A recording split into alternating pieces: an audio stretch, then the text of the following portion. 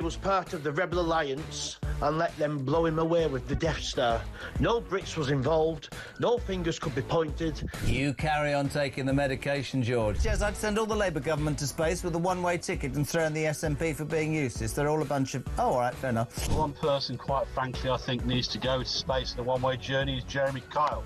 He goes on about his age one more time, how he's 60 this year, he was 59 last year, repetitively over the course of the weeks and months. We have to hear him, I'm 60 this year, I'm 60 this year. Richard Tice, did you put that cheeky bugger up to that? I'm hoping he's going to send me the invoice because that was absolutely brilliant. Which MP would you send to space? Although I'll get in terrible trouble if I answer that. But it's fair to say there's quite a long list. The sad thing is about sending people into space on a one-way ticket is I don't think that we've built a spaceship big enough to take the lunatics off this planet. I mean, from the net zero loonies to the transgender loonies to the racists to the terrorists, there is just so many to the wokerati. We need some big spaceships. Big spaceships. Good evening. I never know how you're going to start this conversation, Jeremy. Katy Perry went to space today, OK? Who would you send... I'd love her to say what I wanted to, but I'd never disrespect her. Who would you send to space who could never come back? Well, I'd be happy to send Ed Miliband to space, I think. Oh, that is an outrageous question to I'm not even going to answer that question. Sam Matterface, do you get the job, yeah? Go on. No, Sam Matterface, I tell you what, there's no. I think David Lammy would be the person I'd want to send up in space and never come back again. Yeah, the problem is how much would the bill be for him to munch through whatever food on the way there? Hey, it worked.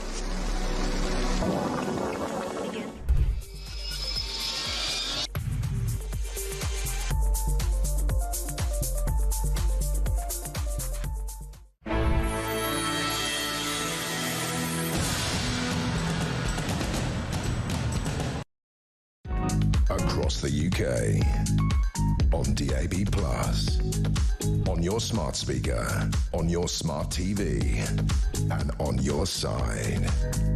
This is Talk.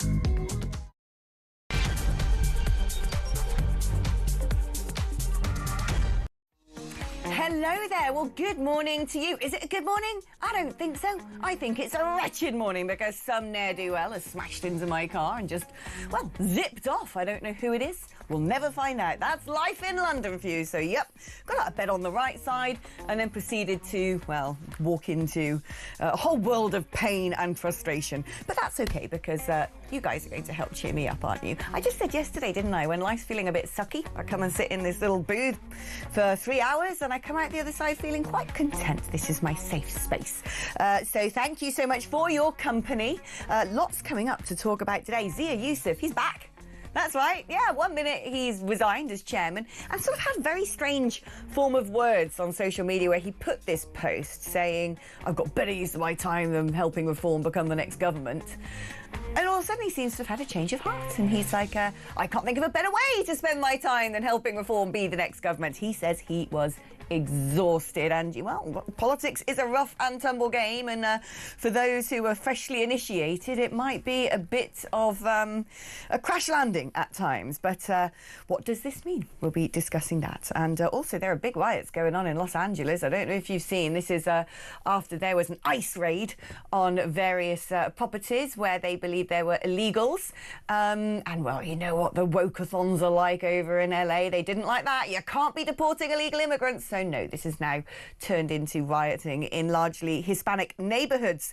And also we're going to be discussing Kemi Badenoch. She's done a big piece, come out really tough on burkas. That's right. She saw what happened at Reform and thought, I know, I'm going to be very decisive about this, as she is with the ECHR. She's so decisive about the ECHR, she hasn't decided yet whether or not she's going to stay in it. She's going to let someone else do the decision-making. And she's very decisive over burkas, which is actually people who run offices can decide whether or not they want people to wear burkas in those workplaces. And I'm like, huh? Has a woman got no thoughts of her own? Anyway, I'm joined for the next hour, I think, by Peter Barnes, representing the right-wingery of politics, and the wonderful Matthew Larser. You're also wonderful, Peter. Thank you. Representing the left-wingery of politics. I was waiting for that, actually. Those are my favourites, actually. Yeah. That's what I was actually waiting for. Other than James Price, you three are my holy trinity. Right, let's start off with this Kemi Badenoch thing, because, you know, she just doesn't ever announce anything. It's always like, well, I'm going to look into it. I'm coming round to the idea that something might be this. I'll set up a committee. And this idea that I know the best way to deal with the burka question is to let bosses in the workplace decide whether or not people can wear them. I'm sorry, how many career women are going out there to work in a burka? Surely those women are largely the ones who aren't allowed out to go and be a breadwinner. Well, it sort of sums up the Kemi approach, doesn't it? Which is Reform say something, or in this case, Reform are not quite sure what they think, but I'm sure we'll come back to that when we talk about Zia. But see what Reform, the sort of weather that Reform are setting, as it were, creating, and then sort of come in, but a bit sort of half-hearted, half-cocked. No, I completely disagree. I think this is the sensible way of doing things. It's called actually looking at the problem and trying to fix it rather than jumping in with 2 feet, which everybody else seems to be doing. Who could shout the loudest? Who could be the most extreme in the room? That's our politics at the minute, and that's got to stop. This is a real serious issue, and we've got everybody shouting at each other. What problem does this actually solve? Yes. Because there are people who don't like the burqa as a symbol of oppression, as something that's largely adopted by members of the Muslim community who veer more towards sort of radicalism. And so it's a question of integration, but it's also a question of security and people walking up and down the street not showing their face. And like I said, I can't imagine many, you know, Muslim husbands out there going, go on, girl, you go do you, get that job you've always dreamed of, but don't show your face. I don't know. I always find that people that do the whole, it's broadening it out for face coverings argument. I think that's a bit of a cop-out, because we really know what this argument is about. It's actually about multiculturalism and tolerance. It's not really about the burqa.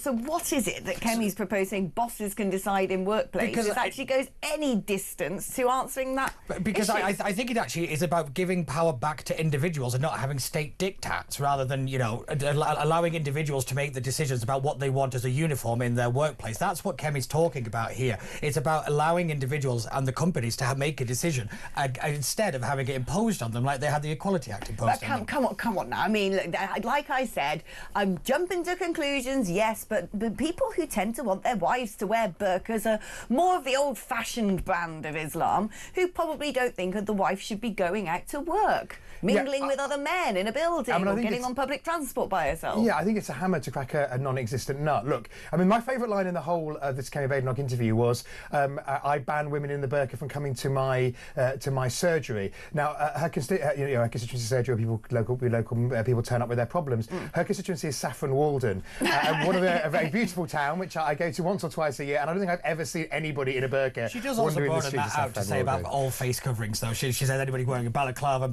motorcycle helmet. She does broaden that out. It's not just a I mean, you're doing a good job, Peter, but I mean, you know, look, the issue is, I think we've actually got it right on the burqa. I think we've got it right on the burqa, which is, at the moment, which is, I mean, it makes me feel a bit uncomfortable. It apparently, I'm not an expert on Islam, but a lot of religious scholars say it's not in any way an essential religious thing. It's not like CK coverings, which are integral to the religion. And therefore, you know, I think what we have seen is we've seen people take it off, have been forced to take it off in courts when people are giving evidence. People are at airports as well, that happens. In sort of secure environments, we have to see people's faces, that seems the right thing. Jack Straw, I think, some time ago, maybe even when he was still in office, I think, you know, came out very heavily that people should take it off in those crucial settings. So why don't we do the same as countries like France and Belgium? Even more this is the thing. You hold it up as an example of France and Belgium. Look at France and look at Belgium and look at the state of their I wouldn't look at Belgium as an example of great integration. No, but this is my point, is that clearly banning it has not had the kind of unifying effect that many people think it would have. It's not really rallied French nationalism, has it? It's actually just torn people apart, because yet again it was imposed on them, and it was done through state diktat. It's not actually done through individuals making the decision. And I think this is the point. The danger is that people then take to wearing it because they feel that, you know, they I think wrongly, but you know, in France they may feel, oh, Islam is generally being oppressed, and we're a minority, so it's a bit, you know, but people go on and do it. It's a bit like whenever you do a sort of a sledgehammer approach, sometimes you end up creating a bigger nut than the one you were originally trying to smash. I mean, I do think, I often, when I see people wearing burqas in this country, think it's quite a provocative gesture, and I do wonder if we went to say we're going going to ban this, whether it would actually just encourage those people totally. to want to sort of provoke us even more. I mean, this, of course, all began with the debate, the fallout or non-fallout or whatever it was. What went on there? Is he back? Is he not? He's not back in the original job. He's the hokey-pokey chairman. One foot in, one foot out. I spoke to him yesterday, so I have some insight. And I think genuinely, when he says I was exhausted, I think it's true. Because, look, you guys have been in politics. And there's one thing being in politics, there's another thing being a public figure in politics. And what happened after the whole fallout around Rupert Lowe is there were some supporters of Rupert Lowe on X who were toxic. Poisonous, nasty. I'm not saying if you like Rupert Lowe or you supported him in that side of the battle that's you. But what I'm saying is I got a massive onslaught of abuse because people went, "Oh, you're a ferocious," and it was sexist, it was threatening, it was personal, it was vile. I don't know who these people are or where they came from. Anonymous accounts. I don't normally get any trolls online, and then the Rupert Lowe situation churned up a load of horrible people, and I think Zia got massively attacked, and he's a young man with he's been very successful, setting up his own business, making a huge wedge of money, and was being chairman for free. And so you probably would get to the point you go, why am I even bothering? I've always found it uncomfortable when a lot of people keep saying the Muslim chairman Zia Yusuf. They put a heavy emphasis on that. I find that very uncomfortable, but I have to admit there is thick skin and then there is Westminster thick skin. And I think he has yet to develop that hard layer. And I think it really did take a toll on him. But he wants to be the chairman. He wants to help run the country. It is time to kind of buckle in and buck up kind of situation. If reform is going to be the serious force, it's time to get serious. Just never read comments under social media posts. That was it was like my very first question time. What was the woman who led the Lib Dems called again? The one who wants to be Prime Minister? Jo Swinson. Jo Swinson, that's it. It was my very first question time. It took us all about a minute. Dead time, producers go... Hello, Jo. Such an impact that woman had. But she did on me, actually, a lasting, lifelong impact. Because we were speaking in the green room and she was sort of talking about social media, and I've been a newly elected MEP, and she said to me the first lesson to learn is never read comments. As an MEP, as a politician, as a podcast, whatever, you can put out something you want to say, but don't bother going underneath that line, because it will and certainly don't do it at night. Is the worst ever thing. If you do a show in the evening and then people say things, it's not a great way to slip off to sleep. But look, I mean, I think you're right. I think I sense you're both right. That obviously he was tired and exhausted. He had done a very good job in professionalising the party. It was extraordinary that they put up more candidates in the local elections just gone than any other party. That's a sign of how they turbocharged the operation.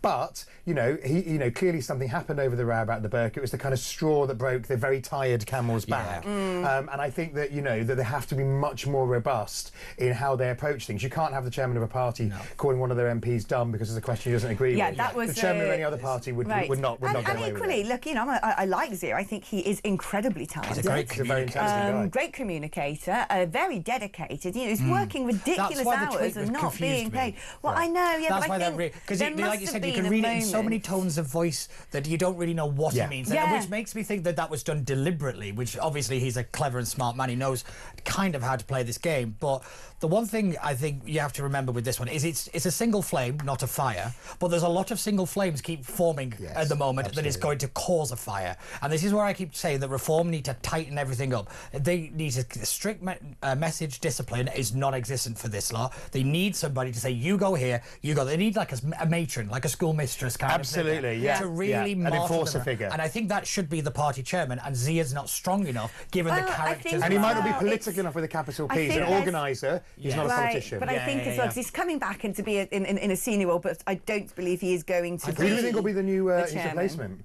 Maybe Anne Whittaker, Nick Candy? Well, I think it would have to be an old hand. I think it would have to be an old hand. I think this is the thing. Because actually, when you're party chairman, whatever you do, you're going to be upsetting a lot of people. Of course, we call it party chair. I just want to point that out in the Labour Party. No, of course you do. Party chair. Not the man. Oh, right, okay. Yes, because you've nationalised it. Whatever your pronouns are.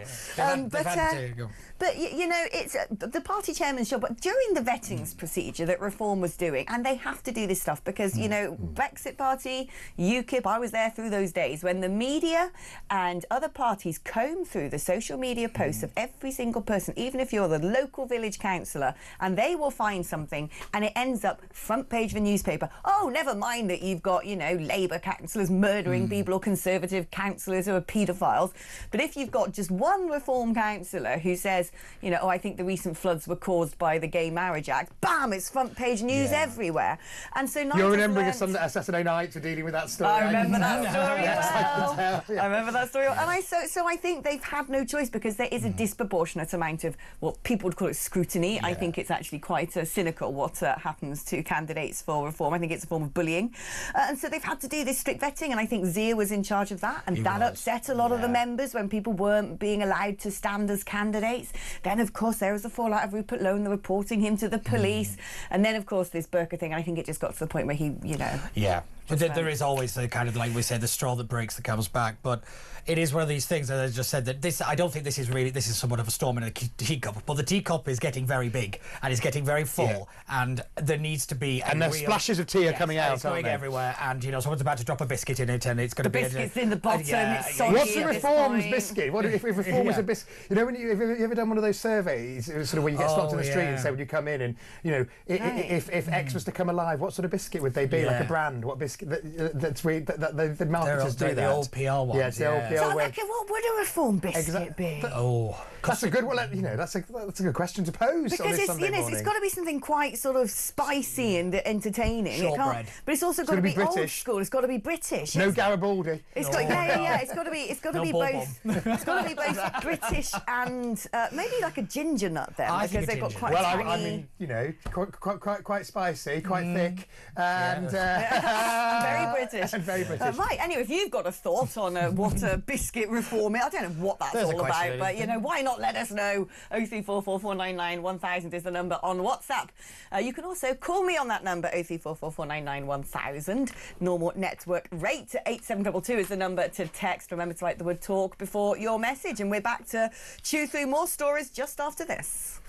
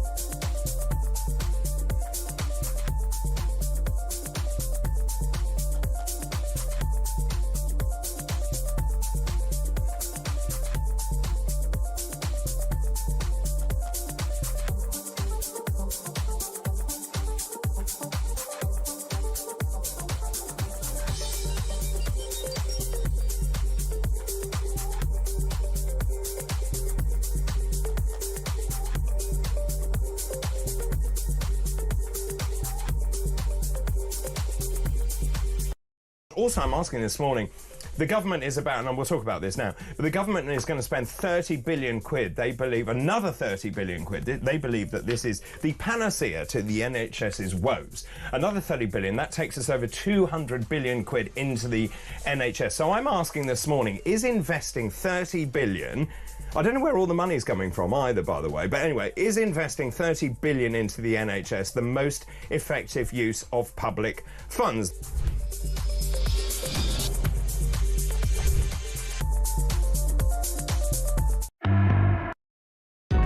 Across the UK, on DAB+, on your smart speaker, on your smart TV, and on your side.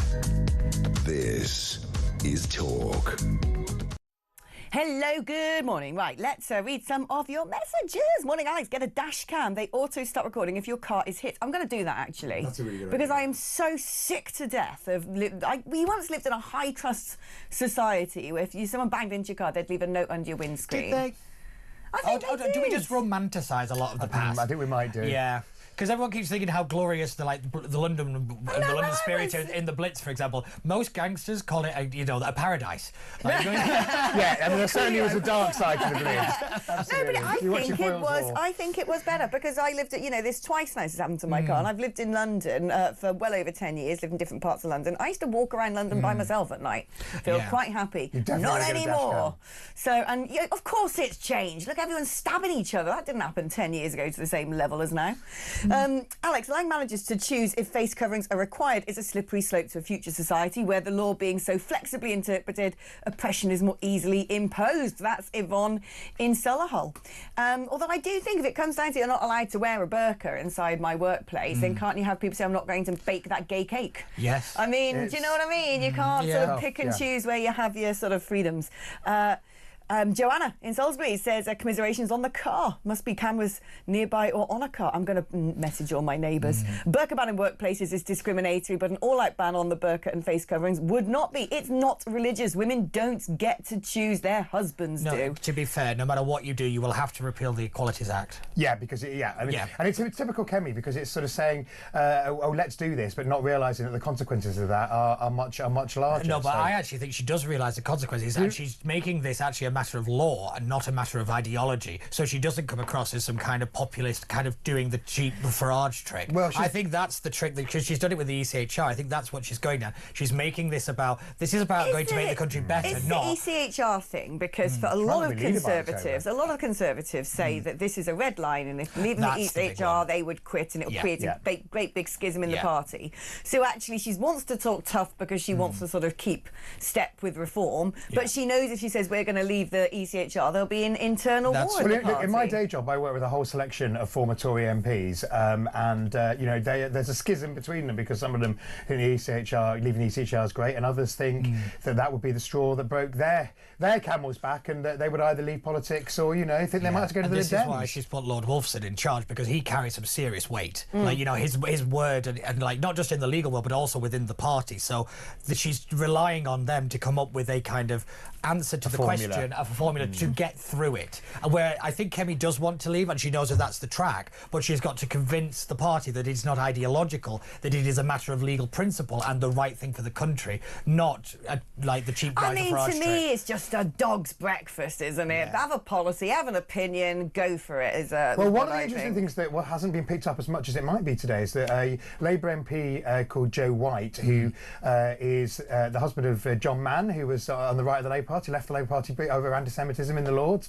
Not anti-Semitism in the Lords, but when he was in the Lords, he left because of that. Anyway, she's the chair of the Red Wall Group, so we say chair, of the Red Wall Group of MPs, and she was tweeting yesterday that, we might have to look at derogations from the I'm paraphrasing, but sort of derogations from the ECHR on small boats, etc. So you actually... wouldn't it be weird if Labour was the party that ended up doing it? To be honest, they might have to keep hold of those Red Wall seats, because they're going to have the same problem the Tories had. This isn't a brand new Labour Party idea. This is sort of what Sir Keir Starmer said anyway. Well, we want to see if we can opt out or tell people not to apply this, that and the other. Mr. I love international law, every T and every cross and every I dotted is all of a sudden, we'll just disapply bits. I'm like, You may just leave a court. Get rid of his Attorney General before he starts to disapply. I think that's the one unifying bit of the nation at the moment. He's nicked this policy. Because basically this has already happened with Italy and Denmark, who have sent a letter to the ECHR going, we're fed up of your...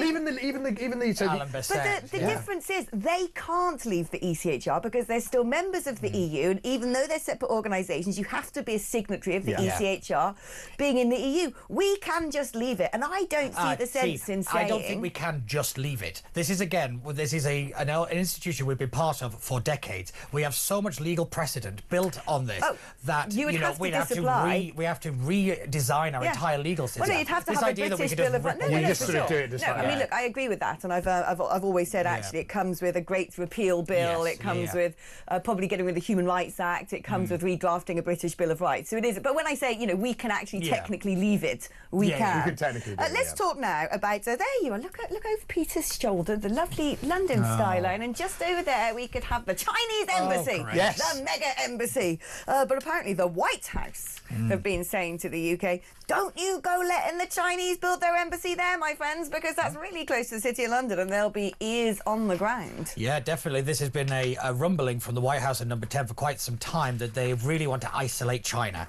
and they are not very happy with how cosy the British government seems to be with China at the moment, and particularly with the Labour Party and David Lammy's obsession with getting this embassy here. The MI5 have come out against it, the Met have come out against it, the counter-terrorism people have come out against it, and the Labour Party still haven't really said no. They've not said yes, but they haven't said no. A lot of time. And a lot of time going over a thing that should just not exist. Any idea of a kind of secret communications or a dark cable or a structure, which is what one of these bodies in America have come out and said is a potential threat, just end it. Stop the project. But why is there? I mean, Matthew, I'm a bit concerned about this government's little thing for Beijing, because we have had David Lammy going over, we had Rachel Reeves go. What has got to do with Rachel Reeves? I don't go over to China. Economy. Because she came out with about £6 worth of trade or something. And then you've had the business secretary, you've got Keir Starmer wants to go and do a state visit. I'm like, can you just leave China alone? Not quite a state visit. He's not the king yet. So Prime Minister was I thought I'd get in there before somebody called in saying, an official visit. Don't promote it. An official visit. Of course, I'm just putting your leg. Look, I don't think there is an obsession with China. I mean, I think we did have a bit of an obsession. They haven't been to other countries to the same extent as Beijing. So I think. I mean, he's been everywhere. Air Miles here is one of the charges against him. To be fair, I mean, I think that in 2010, if we can remember, that it seems so many Tory prime ministers ago, you had a kind of Cameron Osborne loving with China, which was really a loving, which was come and invest in our nuclear power stations. He went and George Osborne personally begged direct flights from Manchester because he was an MP just outside Manchester, from Manchester to China. It was literally an absolute loving. I don't think we've got that. I think what we've got is a sort of. I don't think we've got putting China in the sort of deep doghouse because they are they're the second largest economy in the world. They're a major trading partner. It's getting the balance right. I think on the embassy, I personally think probably it shouldn't go there. I think it's interesting it hasn't gone there yet. It hasn't been pushed through. But I don't mind if it's the security services in America saying this. If it's a couple of big mouths in the Trump White House, that annoys me. If it's an actual properly thought through security assessment, then that's one thing. But I'm not being told what to do by the White House on everything. Yeah, this is interesting. The White House have said that they expect the Number 10 to put the national security of Britain and of America first. And I was like, well, when did that become our job? Like, I have to admit, the wording of coming from it's the White clumsy, House isn't it? Is very clumsy. But with the reason that we can't put China in the doghouse is they are so woven into the infrastructure of this nation. It is terrifying. It is energy. It is gas. The university sector, in particular, is funded by Chinese students. This is one of the reasons that I think Bridget Phillips had to pull that free speech bill. Because of the influence that the Chinese are having. We're seeing it in every single sector. The most fascinating one is go out to the Foreign Affairs Select Committee, where the government is dragging its feet on a bit of kind of rules within the Commons of MPs notifying authorities when they come into contact with foreign agents and everybody keeps saying, it's because of everybody keeps nipping to Beijing all the time, and there's lots of little bits of stories going around Westminster at the minute of the links between Beijing and the Labour Party. There's certainly been naivety about people, and it's a big. I mean, I'm partly Australian. It's a huge issue on Australian politics. I think it could become even bigger here about people's contacts with Beijing and front organisations that people think they're politicians think they're engaging with something that looks benign, but actually underneath it all there's a link back to the Chinese government. Let's talk now about,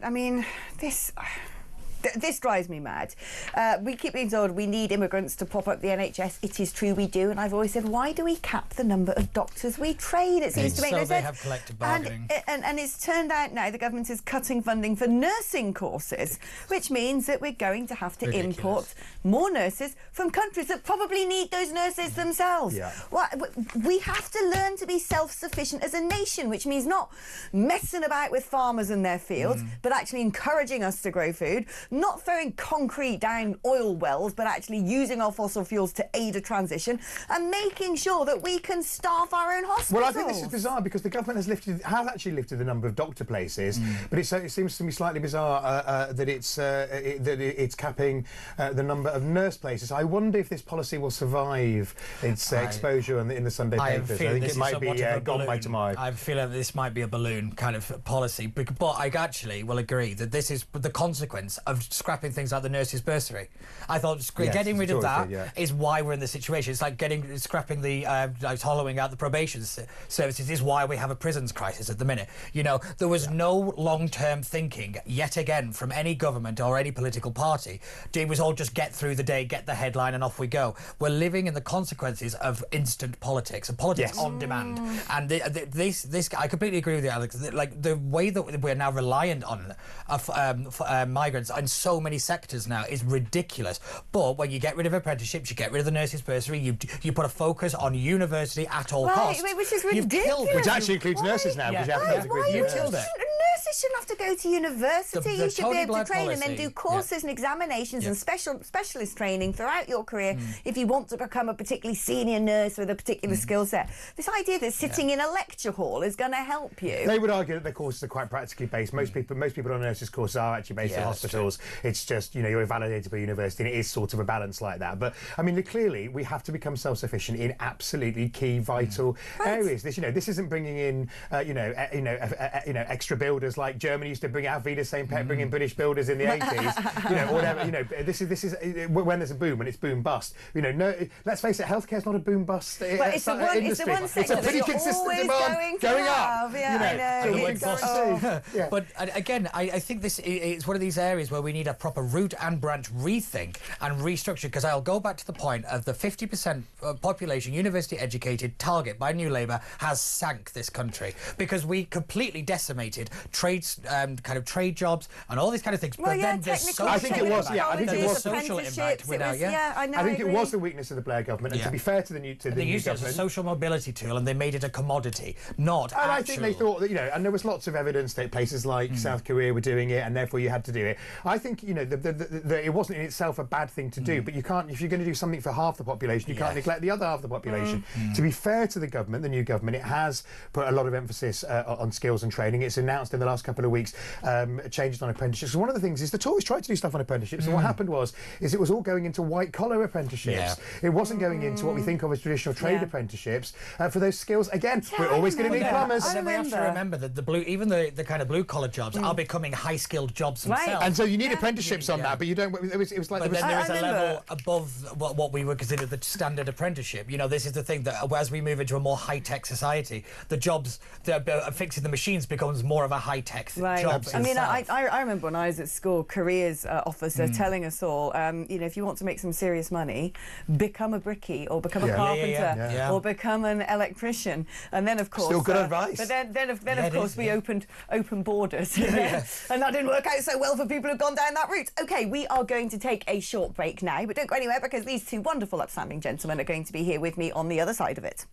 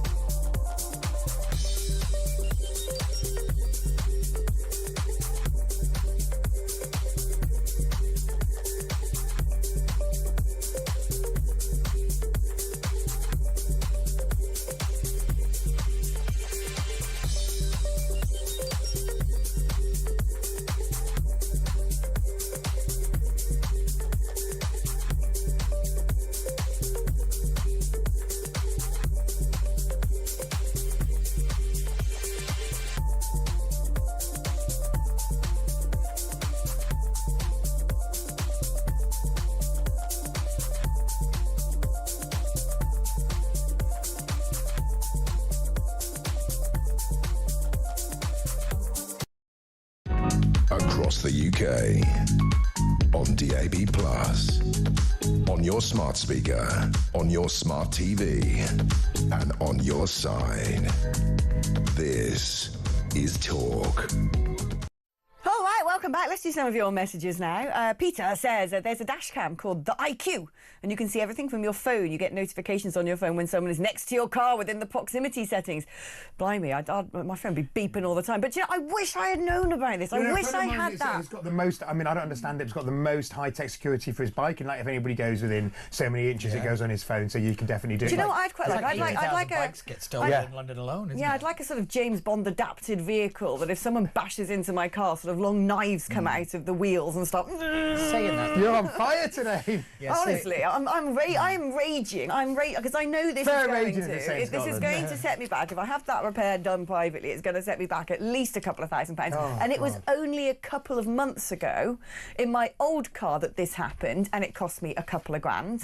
And it infuriates me. There are absolute a-holes out there in this world. Get that dash cam this afternoon. I'm going to do it. I mean, a bit late now. It's sort of horses are bolted. Maybe not if he's I'll tell you what will solve the problem. I'm actually leaving London. I actually am moving out of London because I hate this city now. These things do happen outside London as well, Alex. No, they don't. Not where I'm going to in lovely, Blighton novel. That's where she's going. I'm going to the land of Jilly Cooper, where there's Well, a lot goes on. A lot goes on. As Jilly has told us over down the the years. Cotswolds. Exactly. Yeah. Dan from Kent says the countries where the burqa originate from are countries where there are absolutely no rights for women. Is that what we want in this country? This is my argument, right? As a woman, I feel like I've got skin in this game. And if as a nation we turn around and go, all right, because it's a cultural thing, because they choose to do, we're going to allow this oppressive dress that women are forced to wear, because I'm sorry, this whole idea that women are like, I'd love never to feel the wind in my hair or the sun on my skin. I mean, a lot of Muslim women say they don't feel forced. I mean, you obviously... but also they might not feel forced. They might not feel forced because they will have been grown up being told it is shameful as a woman to have your skin on show. And this, I'm afraid, is all part of the same mentality that women being shameful if they, are not wearing a hijab or a burqa is all part of the same mentality that contributed to the rape gangs. And I say enough is enough. This is not our culture. This is not the way we expect women to be treated. This is not the religious system which underpins our democracy and our cultural mores. And I say you have to have a firm hand, because if you turn around and go, you can have the burqa, they want this, they want that. No, I'm sorry, this is Britain. No burqas here. You want burqas? Go back to Burkistan. Don't you say to me that you want to live in the way and import all of this ideology in this culture, it's the view of the French, which has no place in our society. And I'm fed up of pandering to these things because it is all this sort of lily-livered, weak spiders. I've got no problem with someone I can see where you're coming from, but I don't think it has much impact in reality, and I think it hasn't helped integration in France or Belgium. I don't think it would help, but it's the symbolism of it. It's the sending a clear message. I think that's the thing with the burqa. It's such a physical manifestation of the difference in cultures that we don't usually see. Obviously, if you're like a Christian, you can have a cross, but it's not something that you don't see a nun that often, realistically. And I think that's the bit that people really notice the cultural differences within the UK. My problem is, one, I don't like the idea of telling a woman what to wear, whether you're pro-burqa or anti-burqa, because you're doing the same thing. Yeah, but that's the problem is with the burqa is it's often the woman being told what she has to wear. That's the point of it. But then you're doing the same thing by telling her that she can't wear something. No, but for me, look, it's just very simple. I am fed up with the integrity, the safety of women and girls being thrown under a bus constantly because we allow medieval misogynistic cultures to have a free ride. Enough is enough. So would you go for full ban? Absolutely. You wouldn't leave it to employers? It's not even saying it's banned in the workplace. That would just be the beginning for me. Oh, I'd go to a lot more than that. What about turbans? But turbans aren't oppressive. It's it's a physical difference. It's something that is not in our culture. Look, I actually don't care about hijabs, right? I don't care about there being a different. It's what the burqa represents. So this goes back to what it culturally and there is no represents, religious basis. There is arguably a religious sick. basis. It's a horrible message to be sending out to women. It is not welcome in this country. Turbans, bring them on. I love a good turban. I don't think there's a point that I always hear. It's people hiding behind the face covering gatherings argument. You know, The same with, if a Muslim man wants to have a massive beard that he dyes ginger, go be my guest. I'm not one of these absolutists. You can't That's just a hipster. That's not a Muslim. Yeah. Stop going to Shoreditch. Usually the converts. The weirdness of the ginger converts. Yeah, that's it. Anyway, where are we going to go with that? Let us talk now about the government is struggling to cut foreign aid spent on asylum hotels. Oh, would you believe? Of course they can't. Of course they've had to use the foreign aid budget and redeploy it over here to welcome with wonderful, resounding hospitality all of these lovely young men who can't wait to come and adapt to our society and believe in women's rights. But it's that they're trying to cut that budget. Do you think? I've got a quick question for you. Do you think this idea of housing people in, what do they call it, multiple occupant? They've got like houses in multiple occupancy, HMOs. Yeah, is that like the right? students. It might end up being cheaper than a hotel, but I'm not sure this is the right approach. And so this is really difficult because absolutely, because I'm talking to people in government about this over the last a couple of weeks and coming up to the spending review, and it's a lot cheaper to get people out of hotels and to put them in houses of multiple occupation.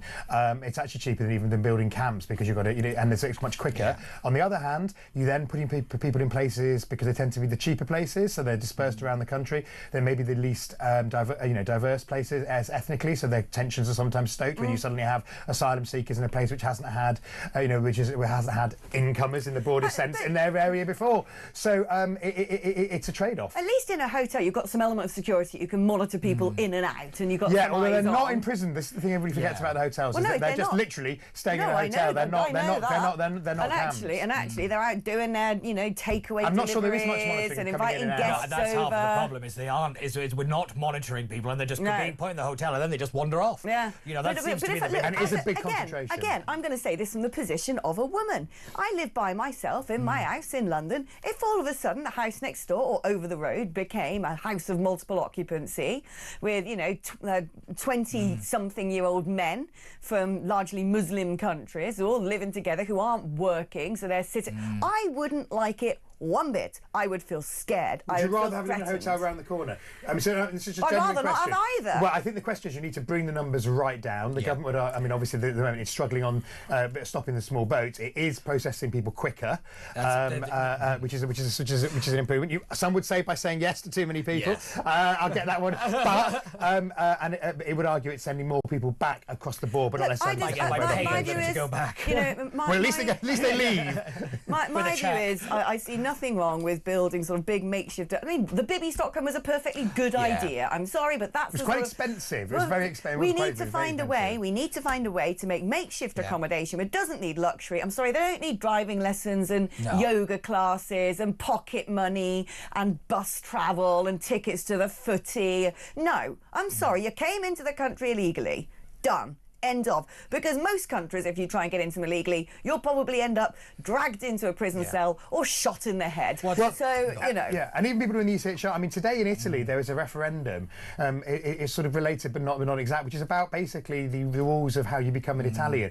And there are, whether you basically can be born in Italy, but if your parents, it's very complicated. Effectively, it's so tough to become an Italian. You can be born in Italy, live there for 20 years, but if your parents haven't the right paperwork, you don't become an Italian. So, actually things I think we'd all agree that when you look at the detail are pretty tough, and they're in the ECHR and in the EU. And the fact is that we're saying that we can't do X, Y and Z, and we're not in one and we might not be in the other one. I don't understand where, look, I get that certainly in the first waves of the migration, when the Taliban had taken over in Afghanistan, we had to get our people out who looked after us, who worked with us, who then were critically endangered. And I understand there are people leaving awful situations, but I don't understand, A, why it has to be Britain's responsibility to deal with a lot of it. It doesn't. B, actually, we know these people have travelled across various countries where they could have claimed asylum. C, we also know that when they're paying vast amounts of money to people traffickers, it is going to some of the cruelest, most evil people on earth, whether it be drugs cartels or terrorists who don't give a toss about human life. And D, you're breaking the law. If you're going to make a deterrent, you have to realise that if you come into this country I think it's the pull factor. Or the back of the lorry, that all you might get, if you're lucky, is a bunk bed and a bowl of go back to Kemi, there's another thing, because Tony Blair and others are in favour of digital ID cards. The Blair government tried to do it was going to be a physical one, but we've moved on since the noughties in terms of technology. Kemi Badenoch and the Tories vehemently opposed ID cards when Labour tried to introduce it under Blair. Kemi said that she might. She might. Okay. Oh, she might.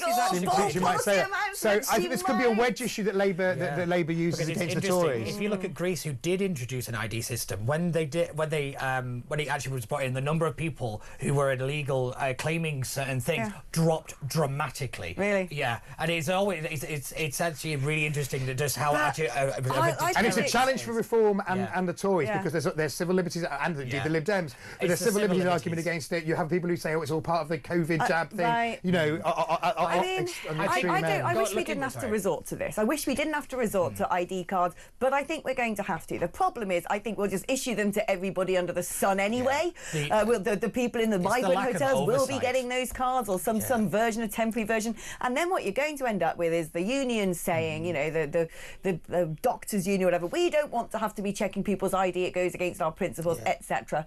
So it's just going to create more of a mess.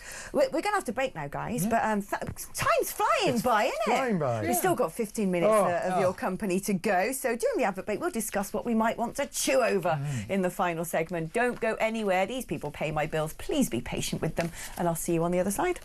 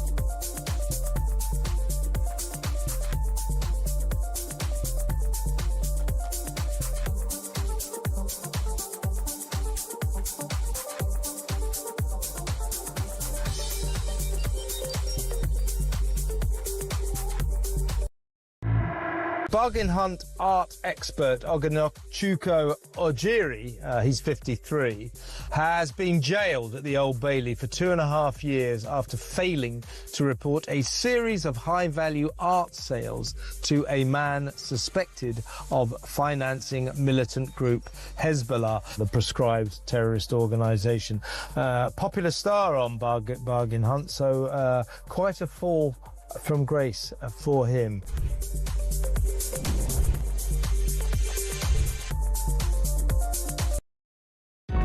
Across the UK, on DAB+, on your smart speaker, on your smart TV, and on your side. This is Talk. Hello, welcome back. Message time. Nick says you're on fire today. Am I? Brilliant. I hope you can get your car fixed soon. You offering, Nick? Because I could do with some help. If you turn the boats back to France, they won't just stop coming to the UK, they'll stop coming to France. That is so true. The reason they all, you know, end up in Calais and traipse through everywhere else is because they want to come to Britain. It would actually help the French if they stopped the boats coming, because they would find they didn't have such vast numbers of people in Calais. Sorry, the French are actually going to enforce what we pay them for, which is to stop more boats. But I mean, obviously, we'll believe that when we see it, absolutely. But in theory, the French are saying they're going to get tougher than they have been. So someone's message saying, what about women like me who feel intimidated by the burqa and niqab? I do. That's my feeling. When I see women walking down the street in a burqa, I feel a sort of real sense of dystopian panic. Do you know, the one thing I don't like it. I was talking about it on Friday. Has anyone noticed the cultural difference in this conversation between when Boris Johnson and the letterbox comment, and now. We're still talking about the same thing, but we are much more open to banning the burqa, and we're not seeing the kind of knee-jerk hysterics that we see. Yeah, we're not seeing that. Yeah, that as Overton much. window shifted on its own. And I do think it's because of the migrant crisis. It's because we're seeing, the cultural argument has become more surface level. And it's interesting how we're not at each other's throats on this. A lot of unlikely bedfellows are being formed on this. Yeah. There are a lot of women on the left who... It's an interesting message from Trev, who's in Harrow, says, when it comes to the burqa, it's purely a political statement which states, I hate the West, whether women wear it out of choice or forced by their jealous husbands who can't bear anyone seeing their wife's face. That's the way I read it. I'm sorry, I feel it's provocative. I feel it's almost done. And there are some Muslim women in particular who because the vast majority of Muslim women don't wear the burqa, who feel very uncomfortable with it too. So their voices must be heard. Someone said, could you ask Matthew yes, if he was aware at the time that Labour's only pre-election plan was to simply not drop the Ming vase? Why Starmer lied to get elected and continues to do so, and why he is incapable of answering questions at PMQs? And is he surprised that Starmer's popularity ratings are the worst for any PM in living history? I can't believe I voted for him, says Simon in Devon. I will ask you one thing, though. I don't know if you've noticed this. I'm not happy to answer, Simon. Sir Keir Starmer's answer to everything at the moment is Liz Truss. It's gone from the black hole. It's pathetic. Do you know why? The Tories have been quietly leading on economic competency, as they're the most... No. So whether rightly or wrongly. So this is well, exactly. Why. That's why. That's because that last. This is why they have to keep going back to Liz Truss and not Rishi Sunak, where the economy was getting back on its feet. But it's pathetic. I'm sorry, Liz Truss was, two prime ministers ago. That's why they're doing it. And just to say, do you want to? Would you debate banning the burqa? Liz Truss. I'm sorry. No, this has got to end. It's pathetic. It's weak. Just to answer the point there, I mean, I think that people in the Labour Party would acknowledge that the planning for actually the mechanics of government wasn't what it was meant to be. Sue Gray was meant to have been doing the planning. You talk to people, and I won't repeat what they say about the lack of sort of detailed planning in terms of what would happen in the first few weeks. I think they do know what they want to do, but they didn't hit the ground running in the way they should, and they made huge mistakes like the winter fuel ban. They're banned. Here's another interesting question. Tony in Essex makes a good point. Other countries just ignore the ECHR, so why can't we? As far as I can see, nothing happens if you ignore it, except it doesn't know. We have to tell them. There's no army in Strasbourg to invade you. Well, there's no sort of international law. So I made a documentary about the ECHR. Oh, did you? Yes. It wasn't a ratings triumph, I have to tell you. Hey, bring it back. It might called be Right's Gone Wrong ? I think it might still be available on YouTube. Right's Gone Wrong. Good title. With Mr. Andrew Neil. I vividly remember our trip to Strasbourg. Beautiful place. And there was no armies going to march in. And one of the things we did is we went to meet the gentleman who was a very unpleasant gentleman who's sort of either manslaughter or murder, but it was effective. He'd been in prison for that. Came out and he took the British government to the European Court on why he hadn't been allowed to vote, and he won. And everybody ignores it. Exactly. I was going to say when it came to prisoners voting, I remember seeing a whole market with it, and we just ignored this gentleman's victory. But the thing is, there is an argument that that's not really in British people's mentality. No. We actually are team players, rule obeyers. We're not. But even the Germans ignore it. It's that idea of stability, isn't it? If you follow the court's guidance, the court is supposed... Well, the problem is you've got an activist court now. Absolutely. And that's the difference. If that ends up being Starmer's approach, well, let's just ignore it. It sets a very difficult precedent for a man who's obsessed with international law. And if you're going to ignore a court, you may as well just not have the court. I think, Alex, there's a real issue with judges in the immigration system. Yes. Because if you actually look... Don't say. We get quite sensible judgments on quite a lot of things from other parts of the legal system. Common sense judgments, you might say, whatever your politics. But it just seems to me that the kind of interpretation of family life, which is the particular part of the ECHR. So if you put in place a British version, won't they do the same thing? Well, they tried to do that with Dominic Cummings, and then the civil service kind of made up a load of rumours about him and got rid of him. So it was the civil service that has actually stopped the British Bill of Rights. This is one of the other problems, that you've got an activist civil service that rather like the ECHR, rather like international bodies, because it means they don't have to do as much work, and they can kind of control things through that. The reason it is so vague is it's actually done deliberately, so that actually there is what is known as the human rights regime. So it's the idea that you can continually be in power without actually having to hold office. Your legacy is in place because the courts will then kind of interpret everything the way you want them to. That's certain people like Herman thing with his unhinged speech where he compared... So what's hilarious about the Herman, the Attorney General, who did this speech criticising critics of the ECHR, basically calling them Nazis. And then, of course, you saw the very man who was there to administer it, who runs the the Council of Europe, the body that runs it, saying, I think we need to reform it. So if you take the Hermer logic, he's a Nazi too. Hermer's a funny pick. Hermer's got to go. Yeah, but, it's not like this guy's got any political experience. He was just Keir Starmer's ultra-woke mate from his chambers. I mean, you often bring in your mate as Attorney General, but you didn't pick well. And also, if that's your mate, I've got big questions about you. But also, the interesting thing with this one, particularly with Hermer, and I'm not a big fan of this, he doesn't seem very British, or this patriotism. I always think patriotism is the last offensive scoundrel. But he just seemed to keep picking very anti-British cases in his history. There is a long track of funny rap sheet, doesn't he? He's got a really weird one. Yeah, so here we go. Now let's talk about this because, it's all kicking off over in Los Angeles. Yeah, I mean, 2,000 National Guard troops have been sent to the streets. That's after protesters confronted federal immigration officers who've been carrying out raids on businesses in Paramount on the outskirts of the city.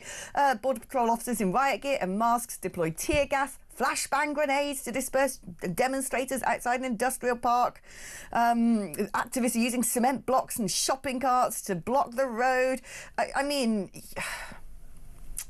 Poor America is all I can say. These people are doing what needs to be done. Donald Trump came into power saying we're going to deport illegals. That's what he's trying to do. He's got every right to do that. Well, we have it here. Yeah. I mean, what happens is that we don't pursue it with the force that the Americans are doing. So when the Border Force try and do removals, you quite often see kind of far-left groups putting out stuff on social media, and then you have a thing. We had one in Peckham a couple of miles from where we sat. In America, though, it's the hypocrisy of it, because actually the person who deported the most was Barack Obama. He was known as deporter-in-chief. That was his nickname among minority communities. Didn't he bring in the Muslim travel ban and sort of separating children from parents and all those things? Significantly more to the right than Donald Trump is on these kind of issues. And actually, this is one of the reasons that I don't respect these people who are out protesting. They're not protesting. Launching concrete blocks at federal offices is not a protest. There are thugs. If you want to go down that line, that is thug behaviour. But also, it is you didn't do it then, but you're doing it now. It's trendy. It's fashionable. It's just because you don't like Trump. It's not because you're trying to protect these communities.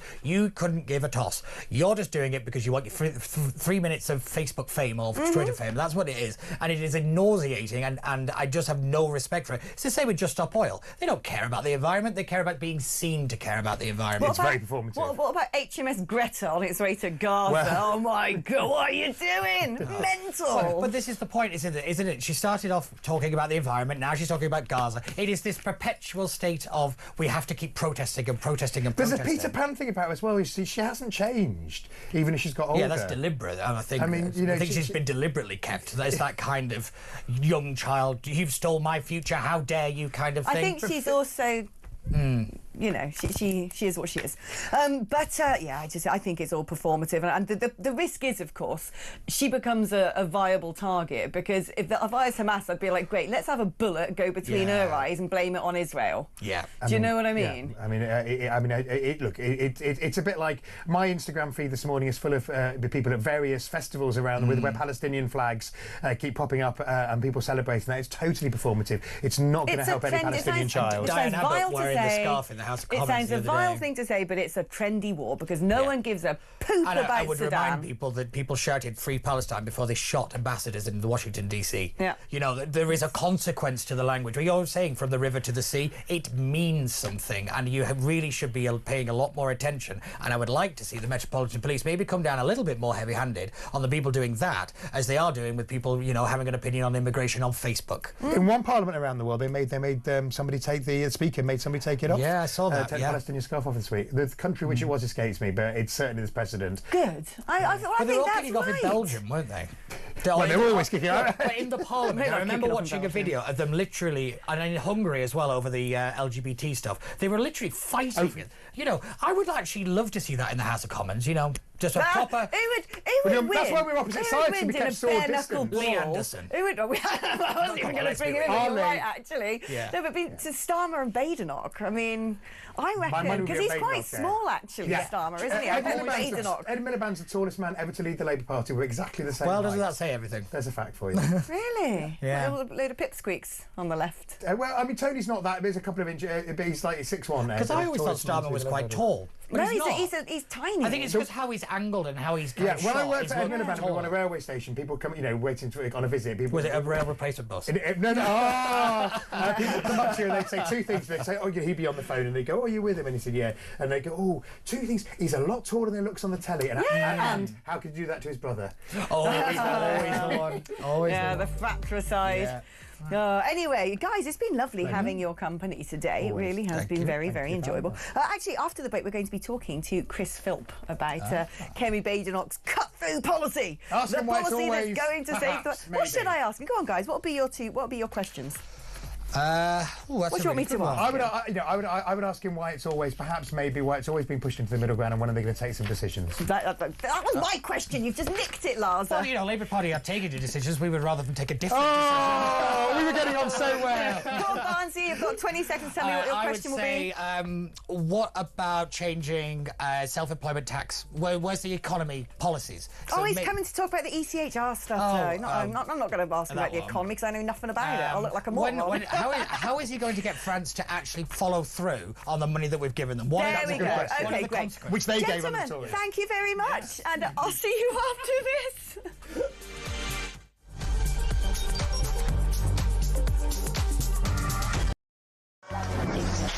5, 4, 3, 2, 1.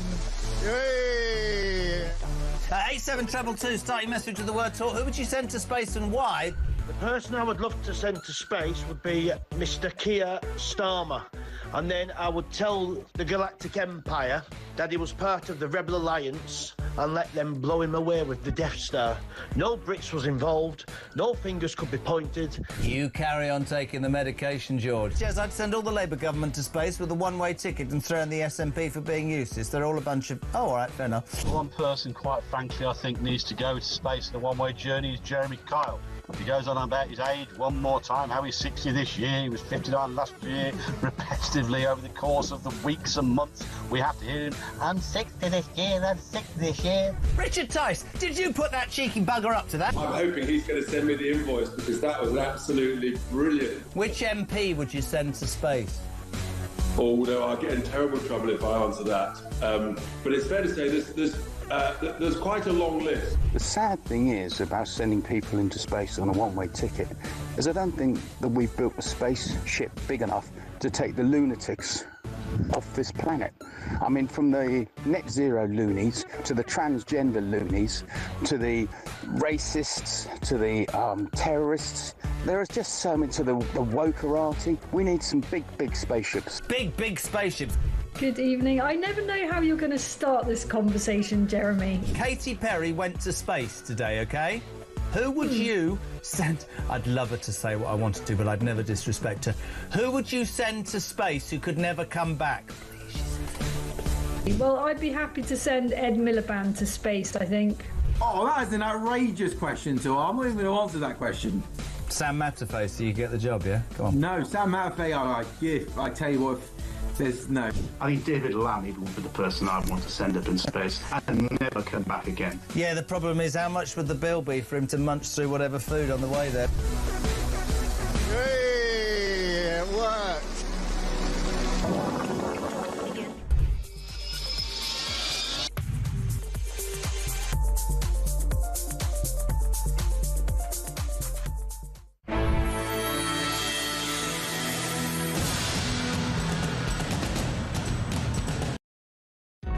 Across the UK, on DAB+, on your smart speaker, on your smart TV, and on your side. This is Talk.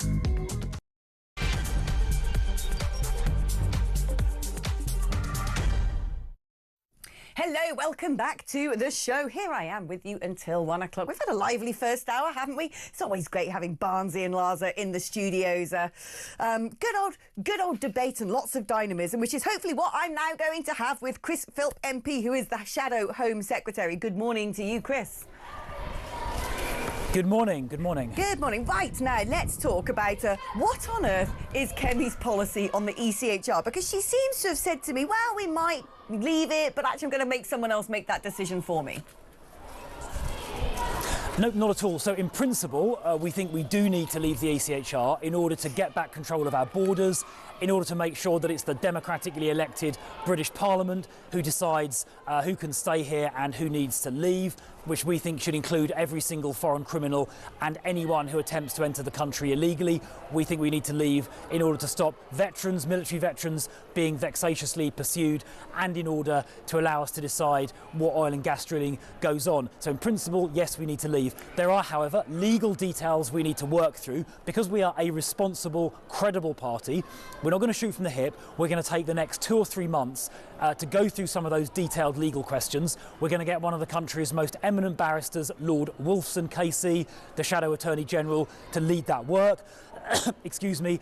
He's going to report back in the next 2 or 3 months to enable a final decision to be made by Kemi Badenoch and the Shadow Cabinet. So what we're doing is the responsible, credible thing to do, but our direction of travel is completely clear. So the direction of travel is clear. The Conservatives will leave the ECHR, and actually this is just the exercise of the application of that. So making sure the Good Friday Agreement's protected, creating a British Bill of Rights, etc. That's all that this exercise is. Well, it's about making sure that the legal analysis is correct about the need to leave, and making sure that we can address all of those challenges, like the Good Friday Agreement is one of those, making sure that we can guarantee domestic human rights like free speech and those other things as well. So it's about getting those confirming the legal necessity, and also making sure we've got a properly thought out plan to deal with the challenges. We're not going to just shoot from the hip like Reform do. We're going to do this properly and credibly, because we are a serious party. The problem is voters might remember Theresa May when she was Home Secretary talking about leaving the ECHR and creating a British Bill of Rights. We've heard it for well over a decade from the Conservative Party, but it seems to me there are plenty of people within the Conservative Party who it would be a red line to leave the ECHR. This is not going to create internecine warfare.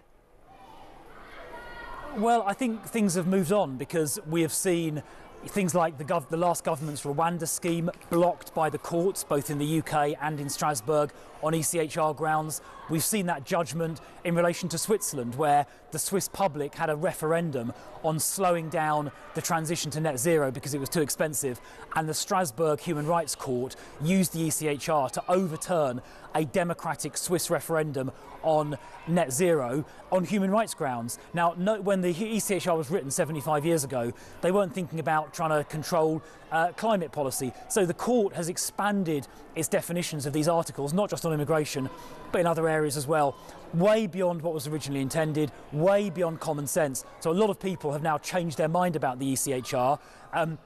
And that is why we've reached this point, but we are going to do the thinking properly. And in terms of unanimity, we recently decided that we needed to repeal the Human Rights Act, which is what basically gives the ECHR domestic legal force in relation to immigration matters. And we agreed that as a policy a few months ago.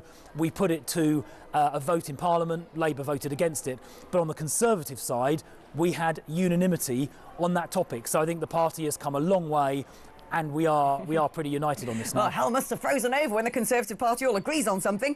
Let us talk now about Kemi Badenoch saying that she believes that the way to approach the burka debate, which has raised its covered head yet again, is that the workplaces should be responsible for deciding whether or not they want women wearing burkas. I mean, this just seems to me a bit of a cop-out. How many women, career girls, are going into the workplace in burkas? Surely, as if she wants to be a future Prime Minister, as a leader of a party, she has to say whether or not she wants the burqa to be banned. Again, not just saying, I'll let someone else decide. Well, sorry, to be clear, on the ECHR, the leader, Kemi Badenoch, and the Shadow Cabinet will decide on that issue. But on the burqa, on the burqa. So on the burqa, so she is showing real leadership on this critical ECHR issue, which, by the way, is substantially more important than the burqa question. Look, she said, in principle, obviously, employers should be able to decide what their employees wear. That's a really important point. She's very clear about that.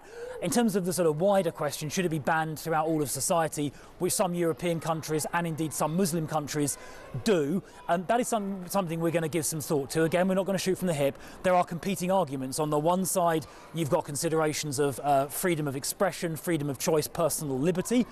And those are important questions. On the other side, you've got questions around where, you know, potential coercion and the divisions it might create in society. So look, we're going to give that question some thought. It's probably not the most important issue facing our country. A much more important issue is the ECHR, where Kemi is showing very decisive leadership. And of course, standing up to Labour's tax rises they're putting through, the biggest tax rises in a generation, where Kemi is very clear, and we're all clear, we oppose those massive tax rises that Labour lied about before the election. Those are much bigger issues. I think one of the biggest issues out there at the moment in this country is both legal and illegal migration. And looking at some of the record-breaking numbers of people who have come to Britain legally in recent years, and the strain that has potentially put on social cohesion and public services, I want to ask you whether, when you look back on your time as Under-Secretary under Boris Johnson for immigration, 2019 to 21, do you wish you'd done things differently? Yeah, well, just to be clear, I was responsible for the illegal bit of immigration. It was another minister covering legal. But those numbers were way, way too high. And we've been very honest with the public in saying that those were really very serious mistakes. That should never have been allowed to happen. Those numbers were far too high. How did they happen, though? When people sat around in Cabinet and decided to lower the salary threshold, decided to allow people coming on student visas to bring dependents, was no one in the room going, this is crazy, the numbers are going to go through the roof? Yeah. Well, I wasn't in that room, so I don't know. But look, it was a massive mistake. Now, some measures were taken late in our time in government that have since then halved the legal migration numbers. We saw the most recent figures published a few weeks ago, but we need to go further, much further. And one of the ways of making sure it never happens again, to answer your question, is to actually, besides having the rules around salary thresholds and all the rest of it, we actually need to have a cap, a limit, a hard binding limit each year, voted for transparently by Parliament. So once that hard limit is hit, we just stop giving out visas. And that means this will never, ever happen again. The limit should, in my view, be set at far, far lower levels than we've seen recently. What sort of level would you say is acceptable? To a vote, what's the, I mean, look... Well, I was going to say, just to finish the point... Yeah. When we put this mechanism, this new mechanism, to have a binding cap to a vote in Parliament, Labour voted against it. On your question about what the number should be, so we're going to come up with a number in due course, but I'll tell you this, it'll be a lot lower than anything we have seen in recent years, because those numbers have been far too high. We have to end the days of mass low-skill migration. That just has to stop, because it puts strain on public services, undermines social cohesion.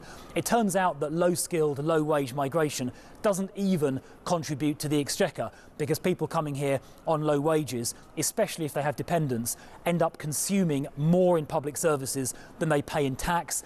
Businesses need to stop just reaching for low-wage migration as a sort of solution to growth, and instead invest more in technology. And we need to do more to get some of those 9 million existing UK residents of working age off benefits and into work. Those are the solutions we need, not mass low-wage migration. That has to stop. Chris, can I say thank you ever so much for your time and your candour. That's Chris Philp MP, who is, of course, the Shadow Home Secretary. OK, we are going to be taking a cheeky little break now, but when we come back, let's take some calls from you. Or should we do calls before the break? Let's do call before the break, because I can see, actually, on my little screen here, my setup, that there's Anne in Sussex on the line. Hi, Anne. Oh, good morning, Alex. I thank you for taking my call. The reason I rang is about the burka. I think the burka makes a lot of sense if out in the Sinai or Sahara Desert or very hot countries where the sand is blowing in your face, the sun is hot, you need to cover up. Right. You do not need to do that in the UK. No. And that is my argument, that it was okay there, but it's not what we do here. Well, exactly. Here it's what we do. I think it ends up just oppressing women. And, women, there are many women who come to this country who can't go to the doctors on their own, who can't speak the language. They're not free. I don't see any Me Too movement caring about women who are... Exactly. Isn't it funny that the feminists will come out and bang their drum for men who wear frocks, but they're not actually going to say or do anything about women who are being forced to not have the wind in their hair and sunshine on their skin? I think it's absolutely abhorrent. I agree with you entirely. Your line was a bit crackly there, Anne, but I think we managed to get most of that. So that was Anne in Sussex. Let's now speak to Mark, who's in Lincolnshire. Hello, Mark. Hi there, Alex. Good morning. Interesting show as ever.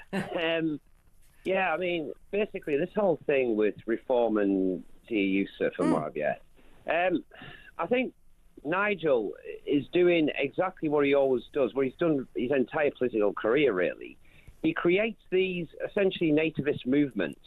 So parties that are looking out for the interests of the native population, who are the vast majority of the population, obviously 70%, whatever. Then he goes and does things that suggest to people that that's not actually what he's into at all. I.e., you know, he installs Zia Yusuf as chairman. Zia Yusuf's British.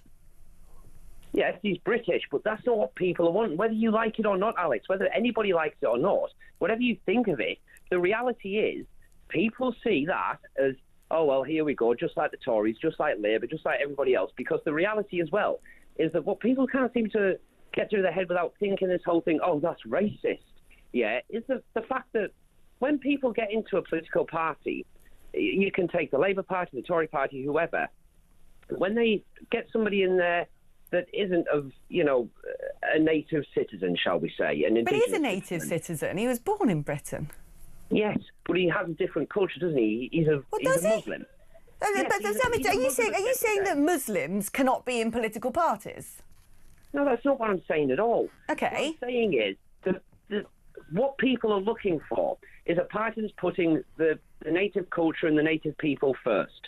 And what we see is people, you know, politicians in parties that aren't native particularly, and what do? They invariably will push for policies and things that will benefit their culture, their people, which is perfectly understandable. You know, we see this with the independents particularly, you know, where they're pushing the whole Gaza thing. Oh, for sure. No, there's sectarian politics out there now, and that's deeply alarming. But I think we need to be very careful before we conflate the idea of the pro-Gaza MPs, who very much represent just their community, with someone like Zia Yusuf, who may be from a Muslim background, but has said how much he loves his country and wants to fight for his country. He was doing that job voluntarily. He just got a bit knackered by it. Who can blame him? Yeah, but you look at, take the recent example for classic example for this, right? The whole thing about banning the burqa, right? One of the most popular replies that I saw on particularly X was, you know, was along the lines of, oh,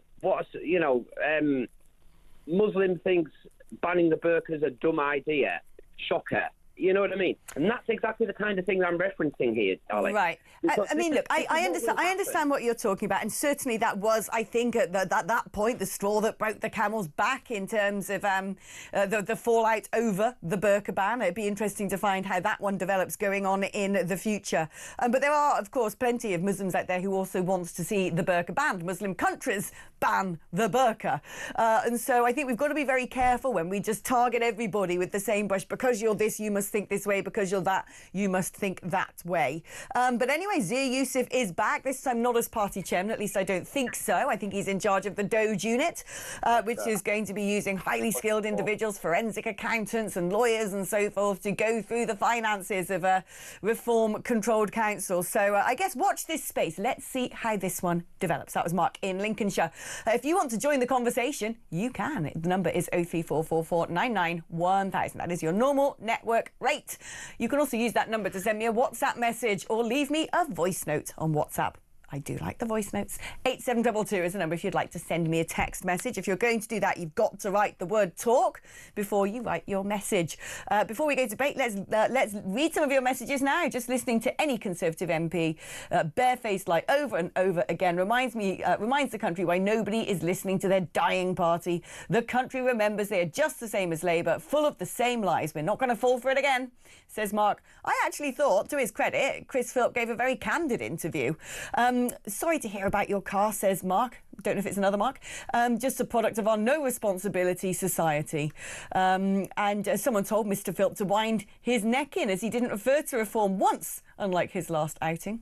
Well, maybe this is the thing. People have sort of suggested to the Conservative Party, if you keep banging on about reform, you're not going to do yourself any favours. Answer questions. Everyone wants to come to the UK because you can get everything for free without contributing anything, says Shan. Well, that's the point, isn't it? It's ridiculous that we roll out the red carpet and beatify people breaking into the country illegally. I mean, what next? Roy in Brum says, you're discussing leaving the ECHR and creating a UK Bill of Rights. Did you know that precisely such a UK Bill of Rights was actually progressing through Parliament in 2023, but was apparently scrapped with no publicity whatsoever? I tried to find out why, with no success. Well, let's see if someone else can find out why.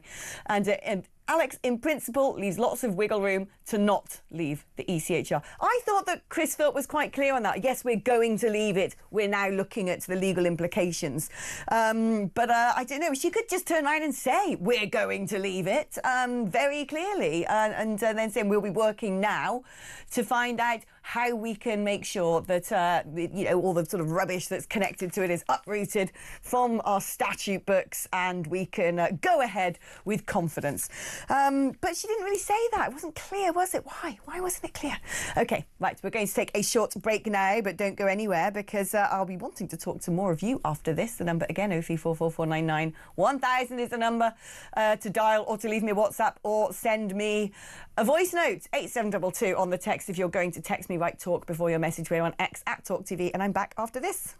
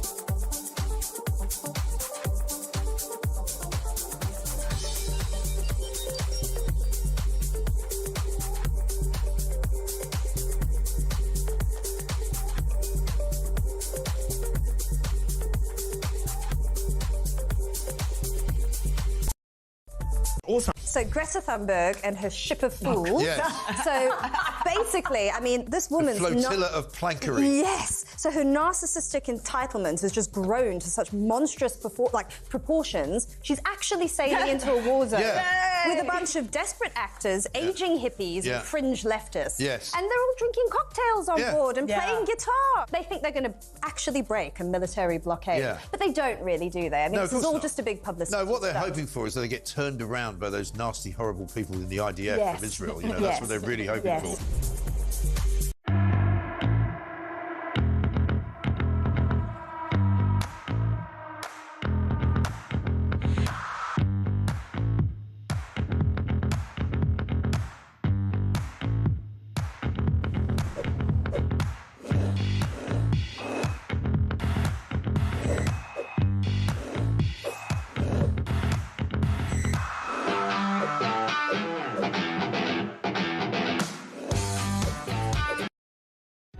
Across the UK, on DAB+, on your smart speaker, on your smart TV, and on your side.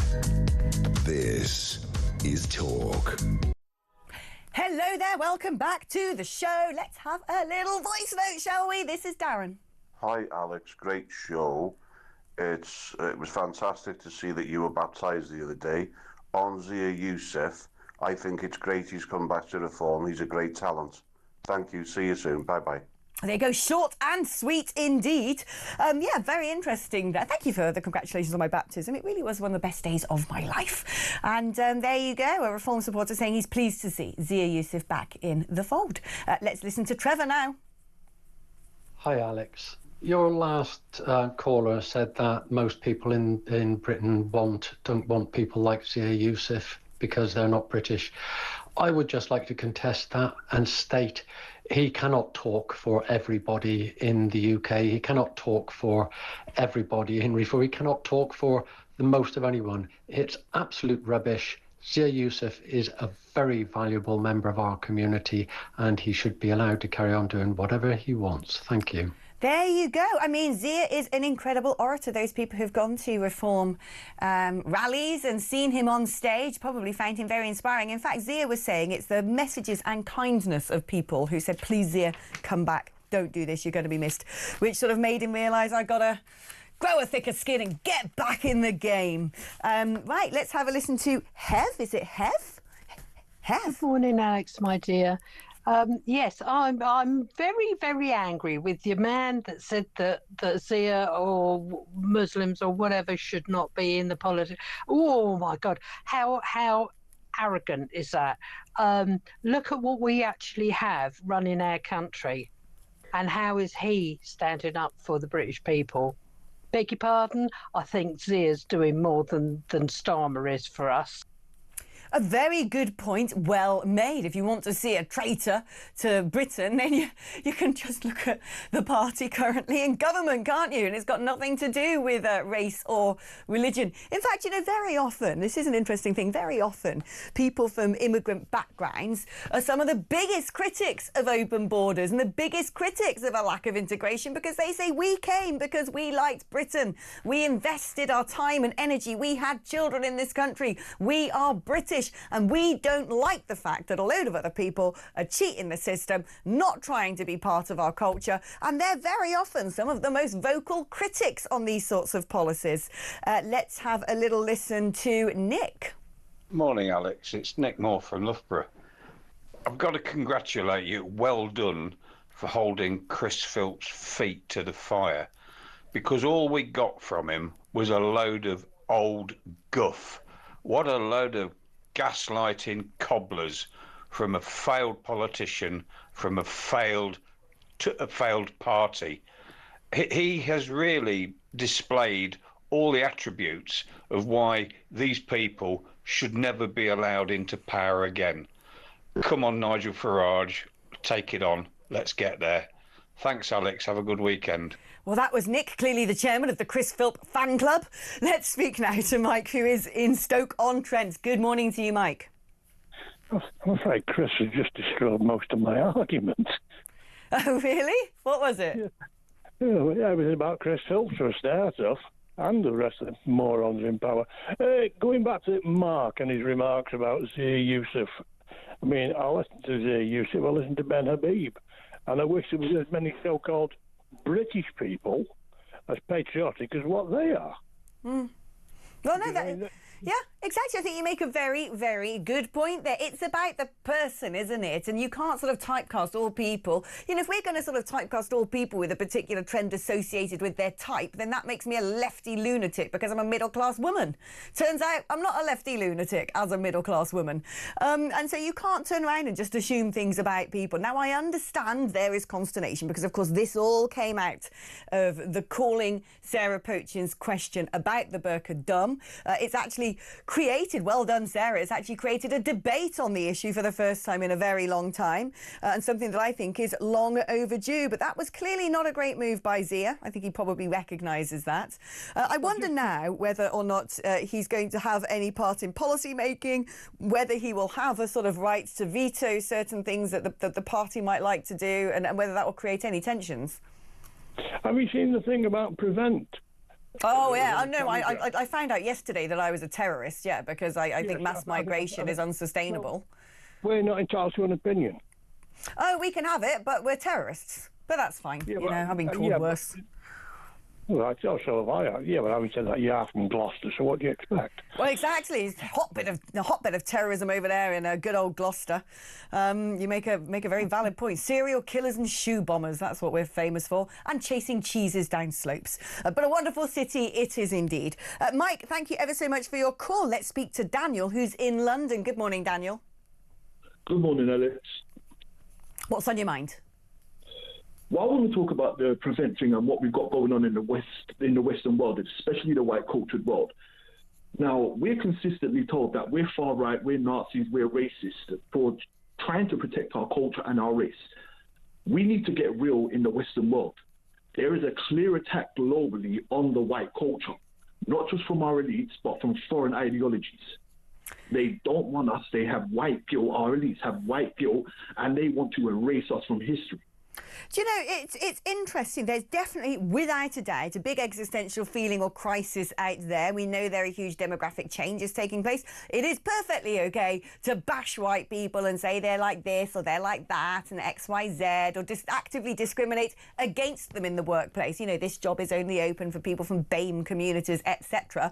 And so you're absolutely right that there is a lot of anti-white ism, and it's deemed perfectly acceptable. But if you're going to have racism, racism is racism, isn't it? Discrimination is discrimination. Could you imagine someone advertising a job saying, please, only white people apply because you're the global minority, so we want to help you out? There would be absolute outcry. And plus, I hate that phrase. When people start talking about the global majority, the global minority, what it's basically saying is there's white people and then there's everybody else, and white people are in the minority. I think there's something quite disturbing and dystopian about that particular categorisation. It makes me kind of feel like the people who are behind it are like, well, you know, give it about 50 more years and there won't be white people anymore. You know, and they keep banging on about the global minority. I think it's really tasteless. And do you know what? It is about time that we should be able to turn up and say, this is wrong, this is illegal. You can't advertise a job for everybody but white people. That is vile discrimination. That would never work the other way around. And I think we need to stand up against this stuff because it's divisive, because it's unfair, because nobody chooses the skin within which they were born. Nobody, you know, wakes up and goes, oh, I'd love to be white. Oh, that's going to give me all the advantages. When it turns out that being white actually doesn't give you advantages, you can't compete for certain grants or certain sponsorships or places in universities or particular jobs. That stinks. That stinks. And we also know that some of the worst academic rates are now among white working class pupils. So this whole idea that you're born into white skin and actually got the world at your fingertips is for the birds anyway. It is, because what people in the Western world, we need to stop being scared to come out and just speak our minds. Enough is enough now. Why isn't Africa for racists for protecting their demographic or their culture? Why isn't the Middle East? Why isn't Asia? Why isn't Latin America or the Caribbean islands? These places don't have multiculturalism or DEI, but they protect their culture and their race, and they are not racist. Oh, it's like when people sort of bang on about there's no black faces in the royal family. I'm like, because it's the British royal family. It isn't the King of the Ashantis. I mean, come on. Oh, Daniel, thank you ever so much for your call, and a very interesting conversation that one is. When we come back, we're going to be delving back into the big burka ban debate, because I'm going to be joined by Momus Najmi, who is a writer and commentator and an apostate. He was once a Muslim, now he's not. Be interesting to hear his opinions on the burka. That's after this.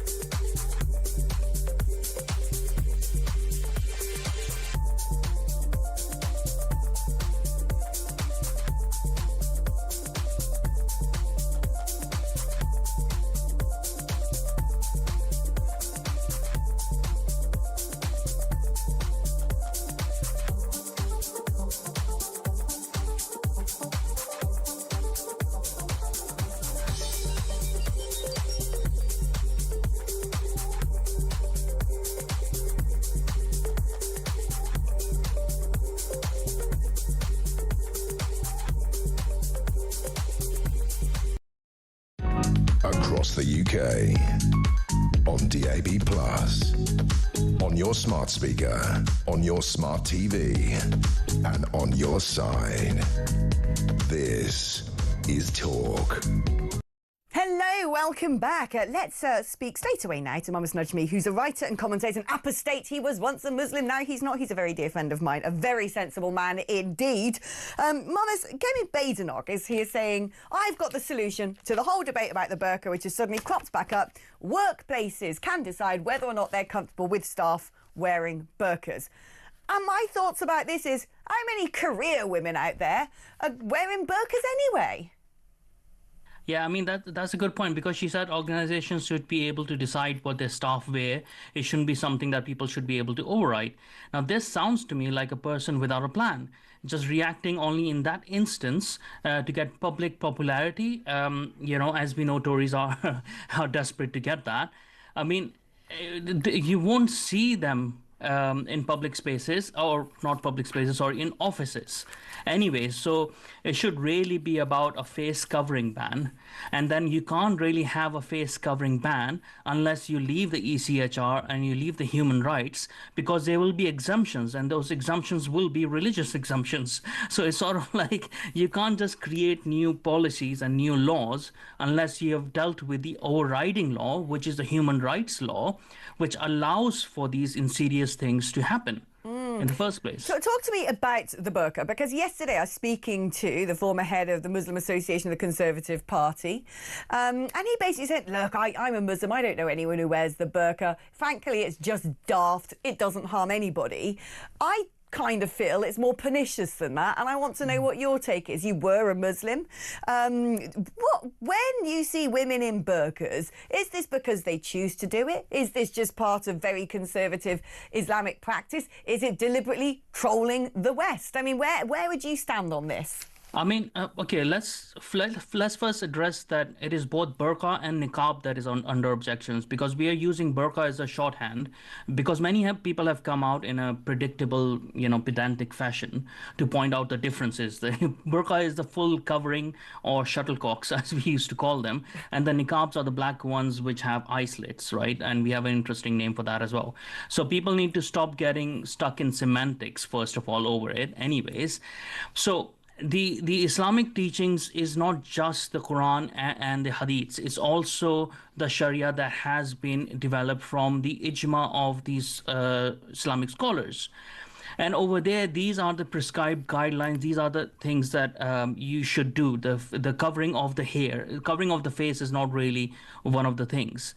But what happens is, once you allow a certain demographic to take hold, and do not push back on their religious practices, which is conservative and backward, even in the countries like Saudi Arabia that we are exalting recently, and UAE and stuff, their women do that as well. They also use niqabs and certain sort of face or head covering as well. So once you let these demographics take hold and their religious practices take hold, the voices of those like that MP, Muslim MP, who's probably a liberal moderate MP, they do not matter anymore, because what overrides is what the Islam actually teaches. So they themselves become a minority themselves, right? So in the future, if we don't deal with this demographic problem, which is the main problem actually, people are talking about the burqa bans or the halal slaughter and stuff. Yeah, we should not even be having those debates. We should not even be having to put those things into law to ban. We should actually be making sure our demographics and religious demographics is as such that it is not required. Right? And that is the core problem over here. I mean, I always regard this as the thin end of a wedge, really. As a woman, I don't like what the burqa represents. Even if a woman says, I've chosen to wear it, I kind of think it's because she's been brought up being told that not wearing it is shameful. And it's that thinking about women walking down the street who aren't veiled or covered as being shameful or being, less than animals in the eyes of Muslim men that led to things like the rape gangs. It is that sort of misogyny. It is that view of Western women and about this idea idea that women are sirens and temptresses, and actually it's their responsibility to cover all of their flesh so men can don't have to control their urges, that I think is so injurious and has no place in our society. And for that reason alone, I would say that burqa needs to be banned. But there's something about this country that when it comes to tackling, defending our culture and actually saying to whichever other religion, that won't fly here, that's not the way we do things, feel free to practice privately in your own home, that's your kingdom, you can do what you like. But when you are out there in society, this is the way we do things, this is our belief systems, these are the rules by which we live. You can either follow these rules or go back to a country that has different rules that you're more comfortable with. Yeah, and I think so that used to happen when when Britain had a monoculture or a stronger culture that everyone followed or had to follow, right? They weren't pandering to anyone else. So I would say, like, yes, ban the burqa, ban the niqab, ban the halal slaughter, like, you know, all of these sort of things. But let's keep our focus on tackling the issue deeper, so that we don't have people in this country who would wear it in the first place, enforce it upon the women of their household, or advocate for such prehistoric delusions, right? So that is a core problem over here. And when people say it's like it's woman's choice, it's not woman's choice to begin with. If you start giving burqas and putting burqas and niqabs on kids, right, when they're little girls and stuff, so obviously that's something as a social signifier that they'll get used to. And if they don't do it, then they also have this fear that they'll be ostracized from their community, their certain communities and stuff. And that fear of ostracization is a main reason why most moderate Muslims don't become ex-Muslims, right? They don't become apostates because they fear that loss of connection and stuff. So there's a lot of coercion going on which is enabled by the religion itself. And it's not Islamism, it's Islam itself, the core religion itself, and then enabled by the men of that religion because they want control, right? So here we have a religion which is, in its truest sense, a very misogynistic religion, right?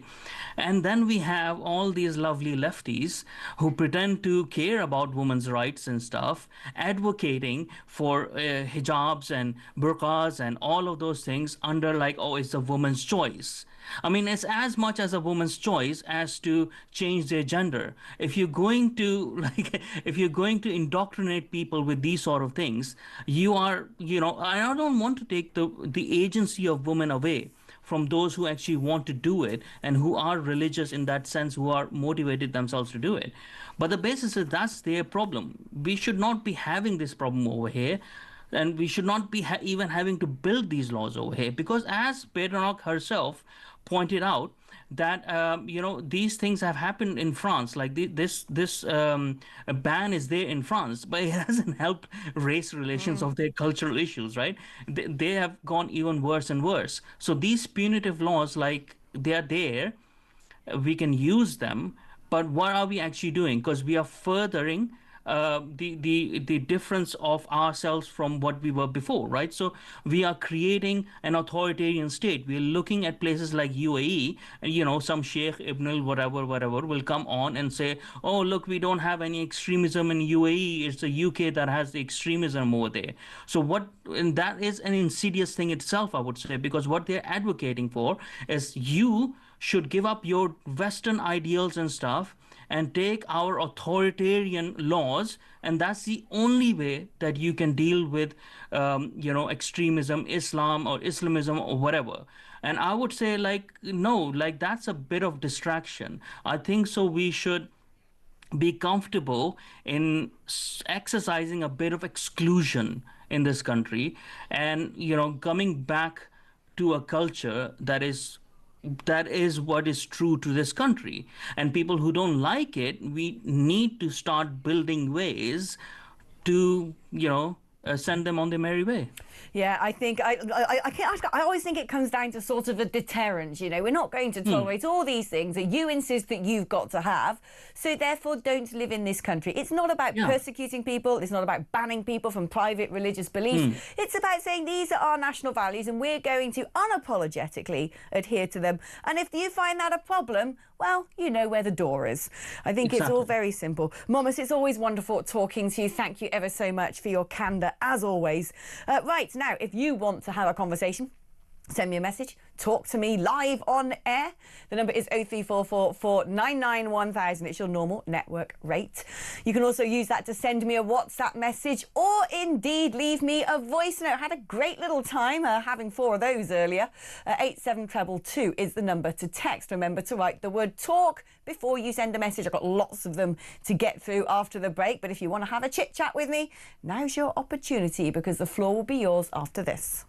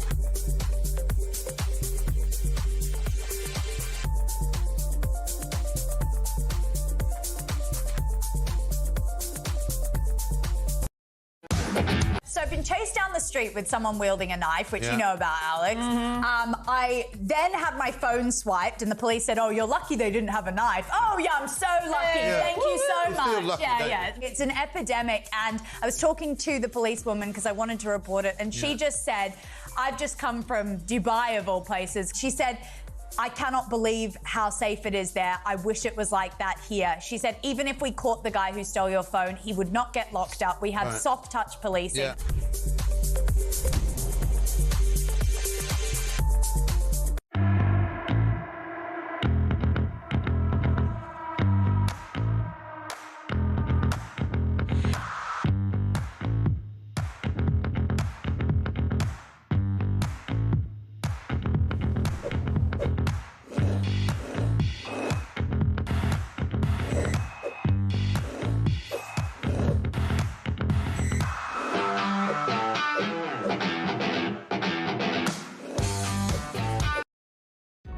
Across the UK, on DAB+, on your smart speaker, on your smart TV, and on your side.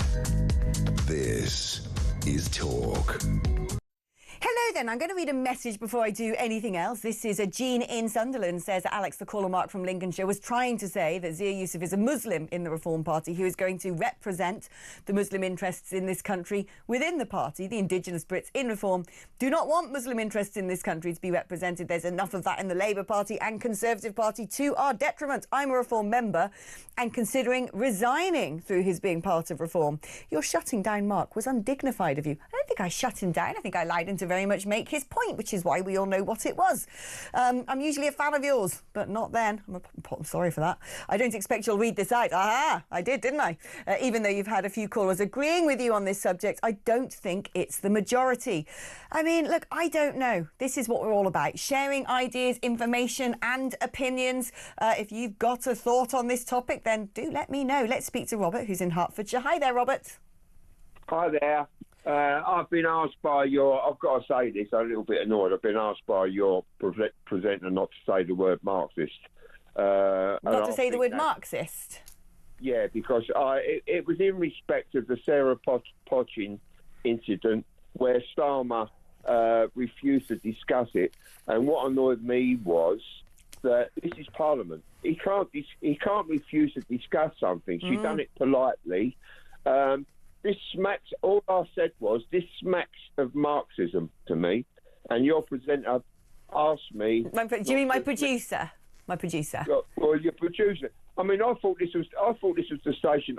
It is the station of free speech. I'm sure he had his reasons. It might be something that came from higher up or something to do with Ofcom or something or the other. Or, you know, there must be a reason. There must be a reason. I have wonderful producers.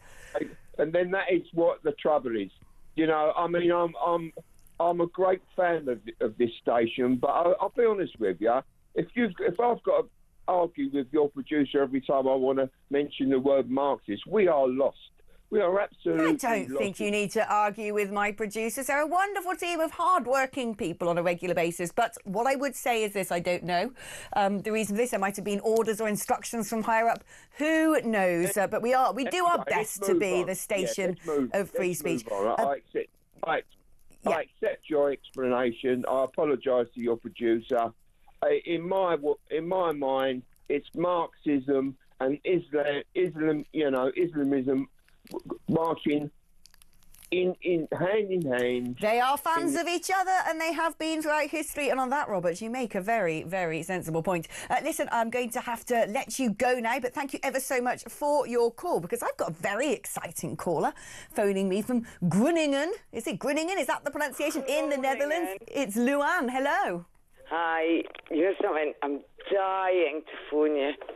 Right. Because I teach politics, funnily enough. And I live in Groningen. Groningen. Oh, it's exciting here. Yeah? Because Geert Wilders has walked away. You know that. Oh, yeah, he's gone. He was fed up with not being able to, get his policies through, and has said that's it, and collapsed the whole government. You'll have to text me tonight or something, because I've got so much news and I can't keep up the whole television show. I know everything that's going on. What is going on? What is going on? Geert Wilders is coming back. Is he? So he's left, collapsed the government, and then his plan is to, come back and restore it? What happens next in this process? No, but wait a minute. We got a right-leaning government, Dick Schoof. Or you call him Scoof, but we call him Schoof. And by the way, I'm from Scotland, but I live here. I can tell, yeah. You didn't have a very sort of Dutch accent. No. And my Dutch is pretty good, because I've been here 20 years working in politics. So anyway, here's the gossip. Are you ready for the gossip? Oh, always. I love our gossip. Do you want a glass of wine? We're ready. Right? But the fact of the matter is, so we're all chuffed. I don't get a vote, funnily enough, being a foreigner. I can vote in the local council, but I can't vote in the national. Weirdo. Yeah. That's just the rule. But then we got this guy called, and the clue is in the word, Dick Schoof. Right. And he became the Prime Minister of the Netherlands. But he's a lefty. So that's why this didn't work. Yeah, because, the PVV, Geert Wilders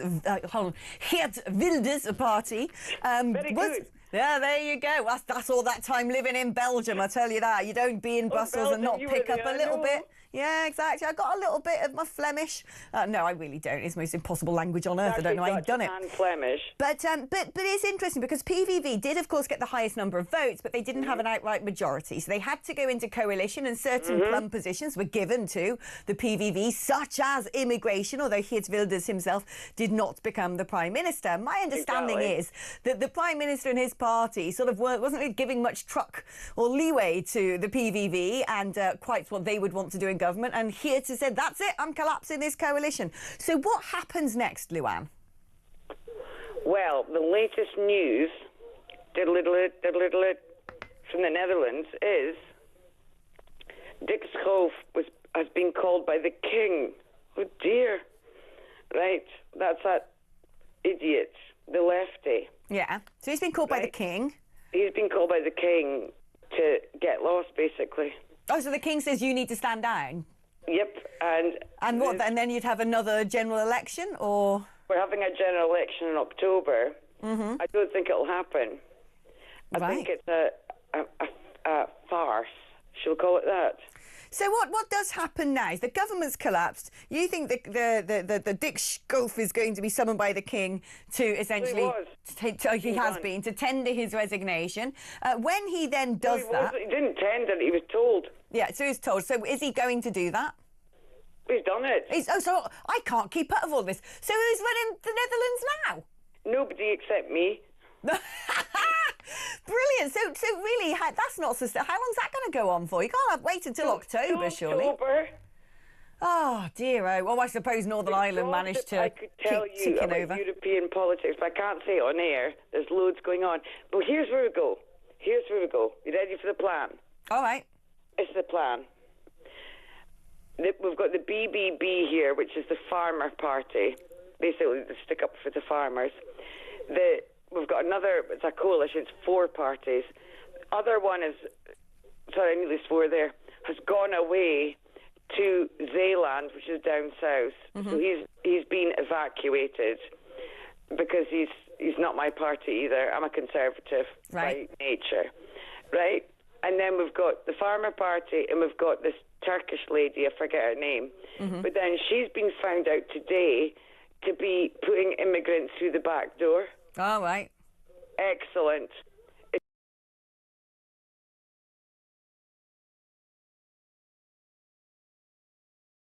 Been going on in the Netherlands because I haven't been keeping up with it. You won't see it online. But I'll try to get a hold of, if you've got an email, don't put it over there. I'll try and get a hold of you privately. All right. I'll let you can speak to my producers about that after. I've got to go now, though, Luann, but I'm now going to delve into what's going on over in the Netherlands, give my friend Machteld a call and say to her, hey, give me a briefing, would you? Because I've kept my, dropped the ball with that one, haven't been keeping up attention. Let's speak to Leslie in Newcastle. Good morning, Leslie. Hi, how are you? I'm very well. Leslie's my middle name and my mum's name. Oh, jolly good. Yeah, good name. Right, what do you want to talk about?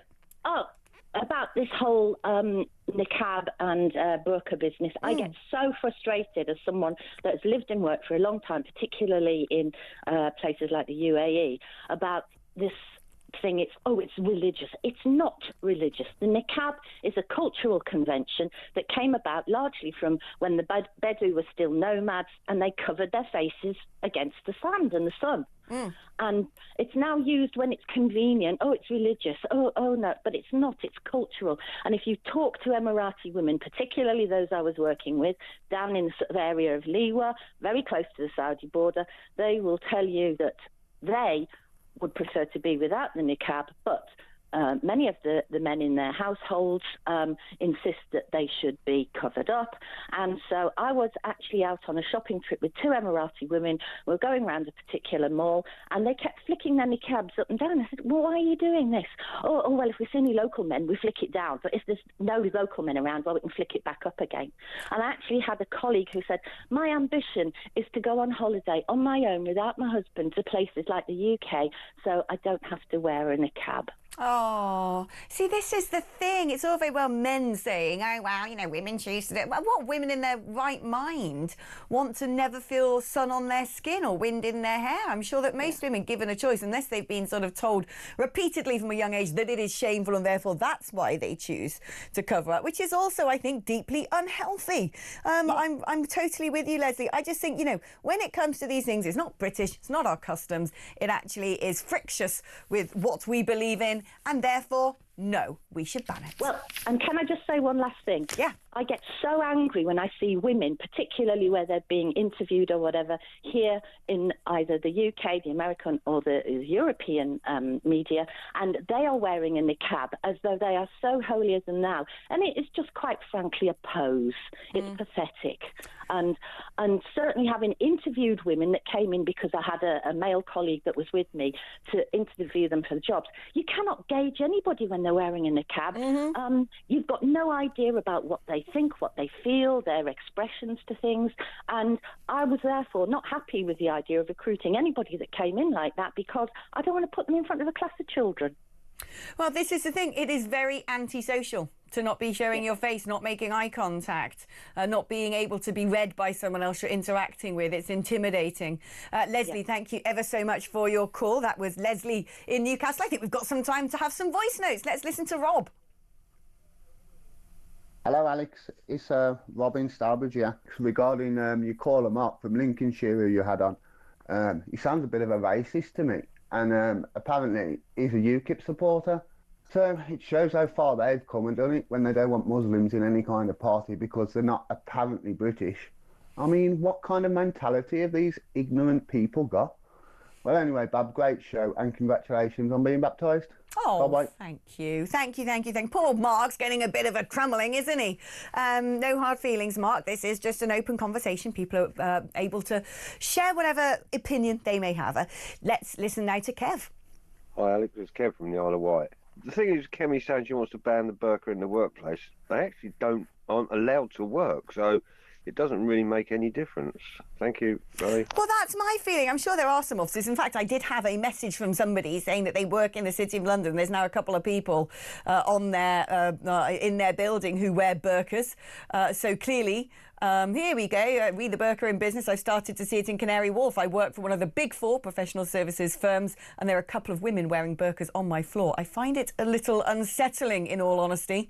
I find it unsettling. And that's the thing. You know, normally this comes from a culture of people who very much say, you know, women have to have an escort. Women aren't allowed to go out without a chaperone. Women must cover themselves up totally from head to toe. So how on earth these women are then in office jobs? It doesn't make sense to me. It's all a big confusion. And you kind of wonder if this is just posturing. Let's have a little listen to Nick.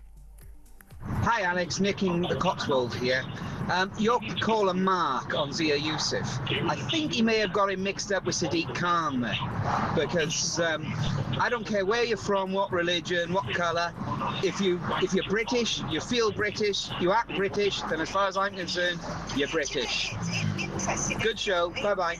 Oh, hear to that. Right, so we're going to play more of your voice notes and read more of your messages and hopefully take more of your calls in the final hour of the show. We have so much coming up. We're going to be speaking to a professor at the Centre for Security and Intelligence Studies at the University of Birmingham about that Chinese embassy and the White House warning us, don't let them build that thing so close to the City of London. Right, I'll see you on the other side of these advertisements. Back in a mo.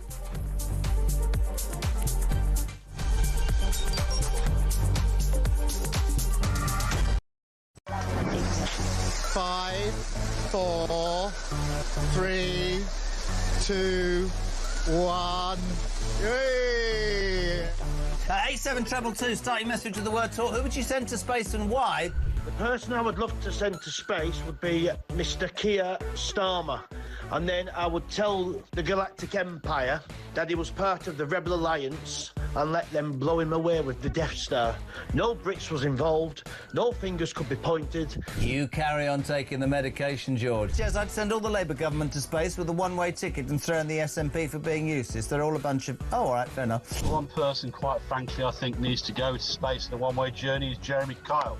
He goes on about his age one more time, how he's 60 this year, he was 59 last year, repetitively over the course of the weeks and months. We have to hear him, I'm 60 this year, I'm 60 this year. Richard Tice, did you put that cheeky bugger up to that? I'm hoping he's going to send me the invoice because that was absolutely brilliant. Which MP would you send to space? Although I'll get in terrible trouble if I answer that. But it's fair to say there's quite a long list. The sad thing is about sending people into space on a one-way ticket is I don't think that we've built a spaceship big enough to take the lunatics off this planet. I mean, from the net zero loonies to the transgender loonies to the racists to the terrorists, there is just so much to the wokerati. We need some big spaceships. Big spaceships. Good evening. I never know how you're going to start this conversation, Jeremy. Katy Perry went to space today, OK? Who would you send... I'd love her to say what I wanted to, but I'd never disrespect her. Who would you send to space who could never come back? Well, I'd be happy to send Ed Miliband to space, I think. Oh, that is an outrageous question to I'm not even going to answer that question. Sam Matterface, so you get the job, yeah? Come on. No, Sam Matterface, I tell you what... Says no.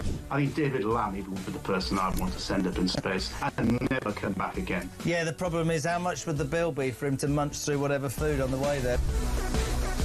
Hey, it worked.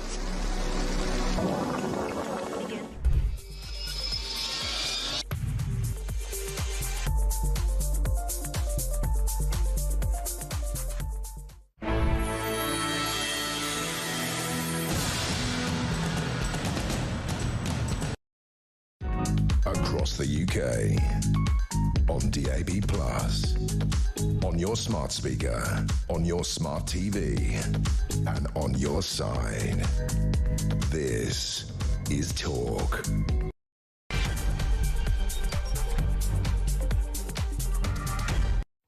Well, hello, welcome welcome back. This is the final hour of the show. Where's the last 2 hours gone? It just flies by when you're having fun. And fun I am having indeed. What wonderful conversations and wonderful guests. Now, on the topic of conversations, you may remember, you might have been listening to Luan, who called us from the Netherlands with all the Dutch political gossip of what's going on there. Wilders walked out, the PM resigned.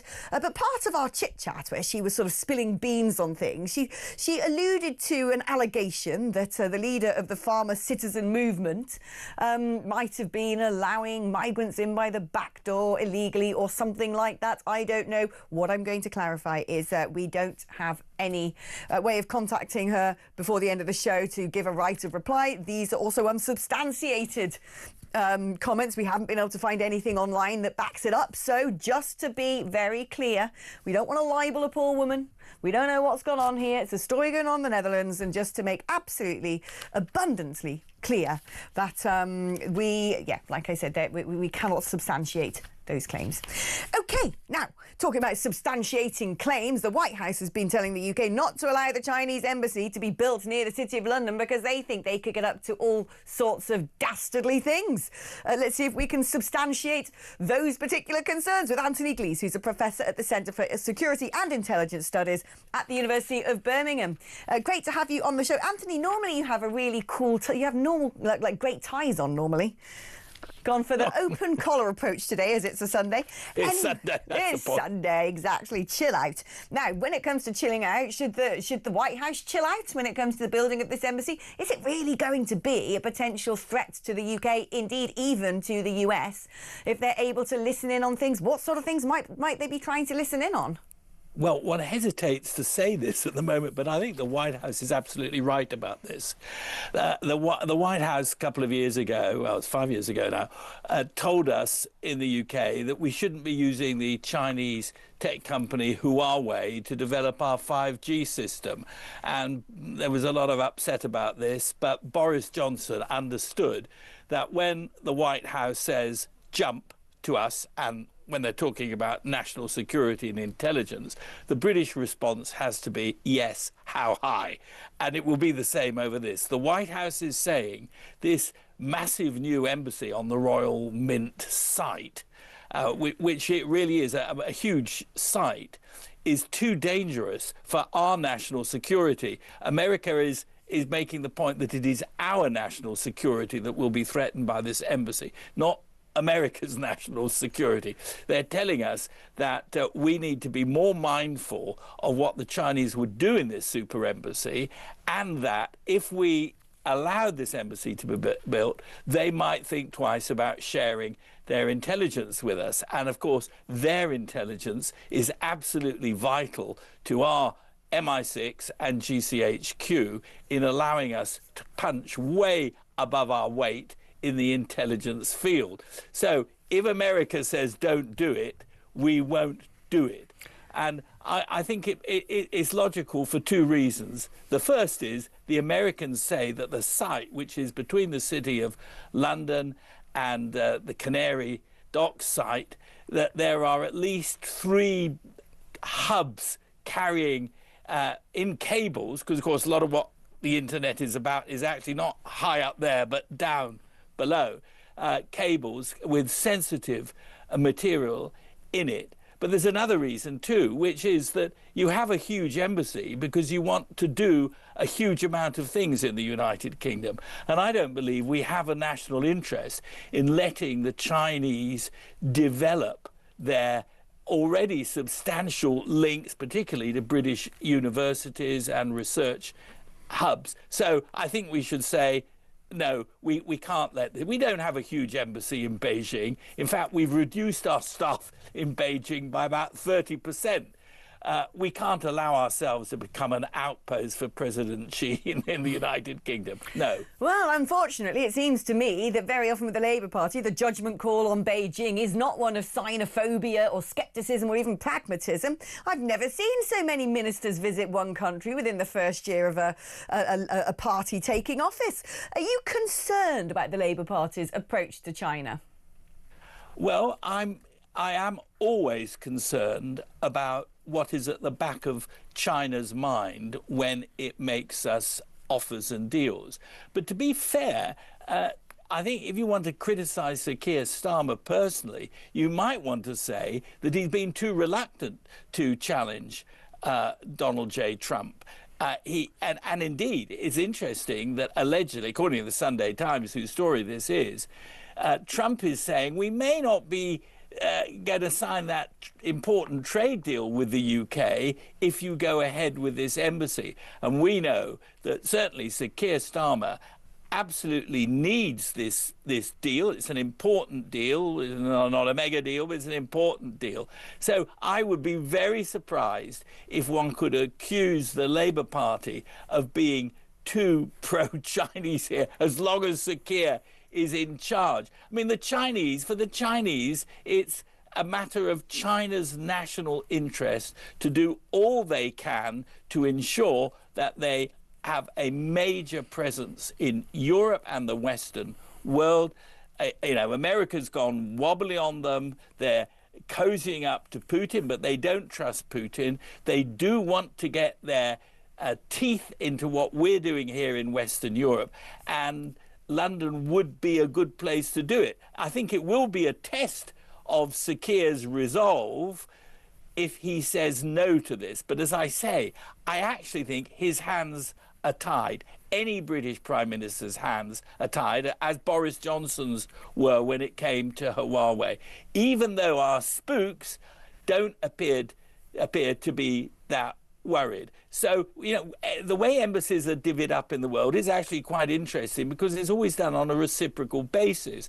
So if we were to give the Chinese this super embassy, the Royal Mint Court site, we could say to Beijing, well, we would like a massive embassy and could conduct operations against China from Beijing. Of course, we're not going to do that. So let's keep things the way they are. We want to be friendly with the Chinese. We want to trade with the Chinese, for goodness sake. But we don't want them to overpower us. I mean, what is China's intentions in all of this? Because I've been sort of eyes on the China story, really, for about 20 years. I first sort of became very aware of it when I was living in Ghana, of all places, because the Chinese were coming in and undercutting the domestic market and taking part in illegal gold mining to try and get hold of minerals and assets and reserves. And it was extremely injurious to the Ghanaian economy, and the Ghanaians were worried about it. And then 20 years later, we're now having a proper conversation in the West about China. But what is it that they want to do to us or want from us? Why should we fear them? If it's just a case of the Chinese pushing for economic superiority, saying that we need to undercut markets, we want to do X, Y, and Z because we want to have the upper hand. I mean, a lot of countries do that. What is it specifically about China that makes the hairs stand up on the back of one's neck? Well, I think that the Chinese believe that the 21st century is set to be the Chinese century. So if you look, there are three regulatory regimes in the world: the European Union, the United States of America, and China. China wants to be biggest and best. They see the United States disintegrating almost into chaos with Donald Trump and his, crazy tariff policy that nobody understands. The European Union is not a superstate, contrary to what some people say. It is simply, a way of trading more closely in the single market. So the opportunity for China, this sounds ridiculous, but I mean it seriously, to actually lead the world, those opportunities have become much greater with the election and installation of President Trump in the White House. And of course, the war with Ukraine, which is weakening the Russian economy enormously. I mean, Putin has to go cap in hand to Xi. The Chinese love this. So what they're after, I think, is control. And you're right to talk about Africa. It's also true in the Caribbean. The Chinese have almost totally replaced the influence, particularly of the United Kingdom, in Caribbean states. And what they do is they offer money, they cheap loans. The Chinese have masses of Western currency because we've all been buying Chinese stuff for 2 decades now. They've got lots of Western money. They can lend the money out. They charge interest on it. They use Chinese stuff. I mean, even the nuts and bolts in any building that the Chinese do for the West are made in China. They don't buy locally, not a bit of it. And they also, above all, I think, they want our brain power because, you know, communism has rotted the intellectual powers of China. They make things very well, but they don't invent things very well. It's dangerous to think laterally in a communist regime. Well, we can do that.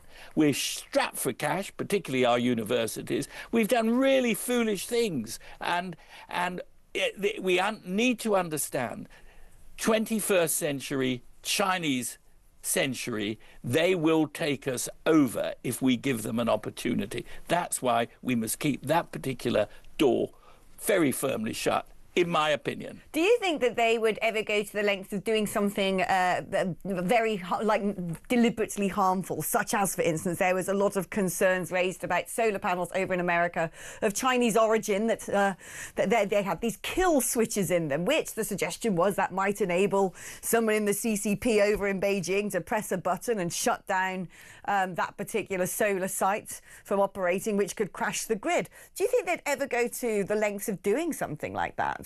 Oh, without doubt. I mean, we're not at military risk from China here in Western Europe.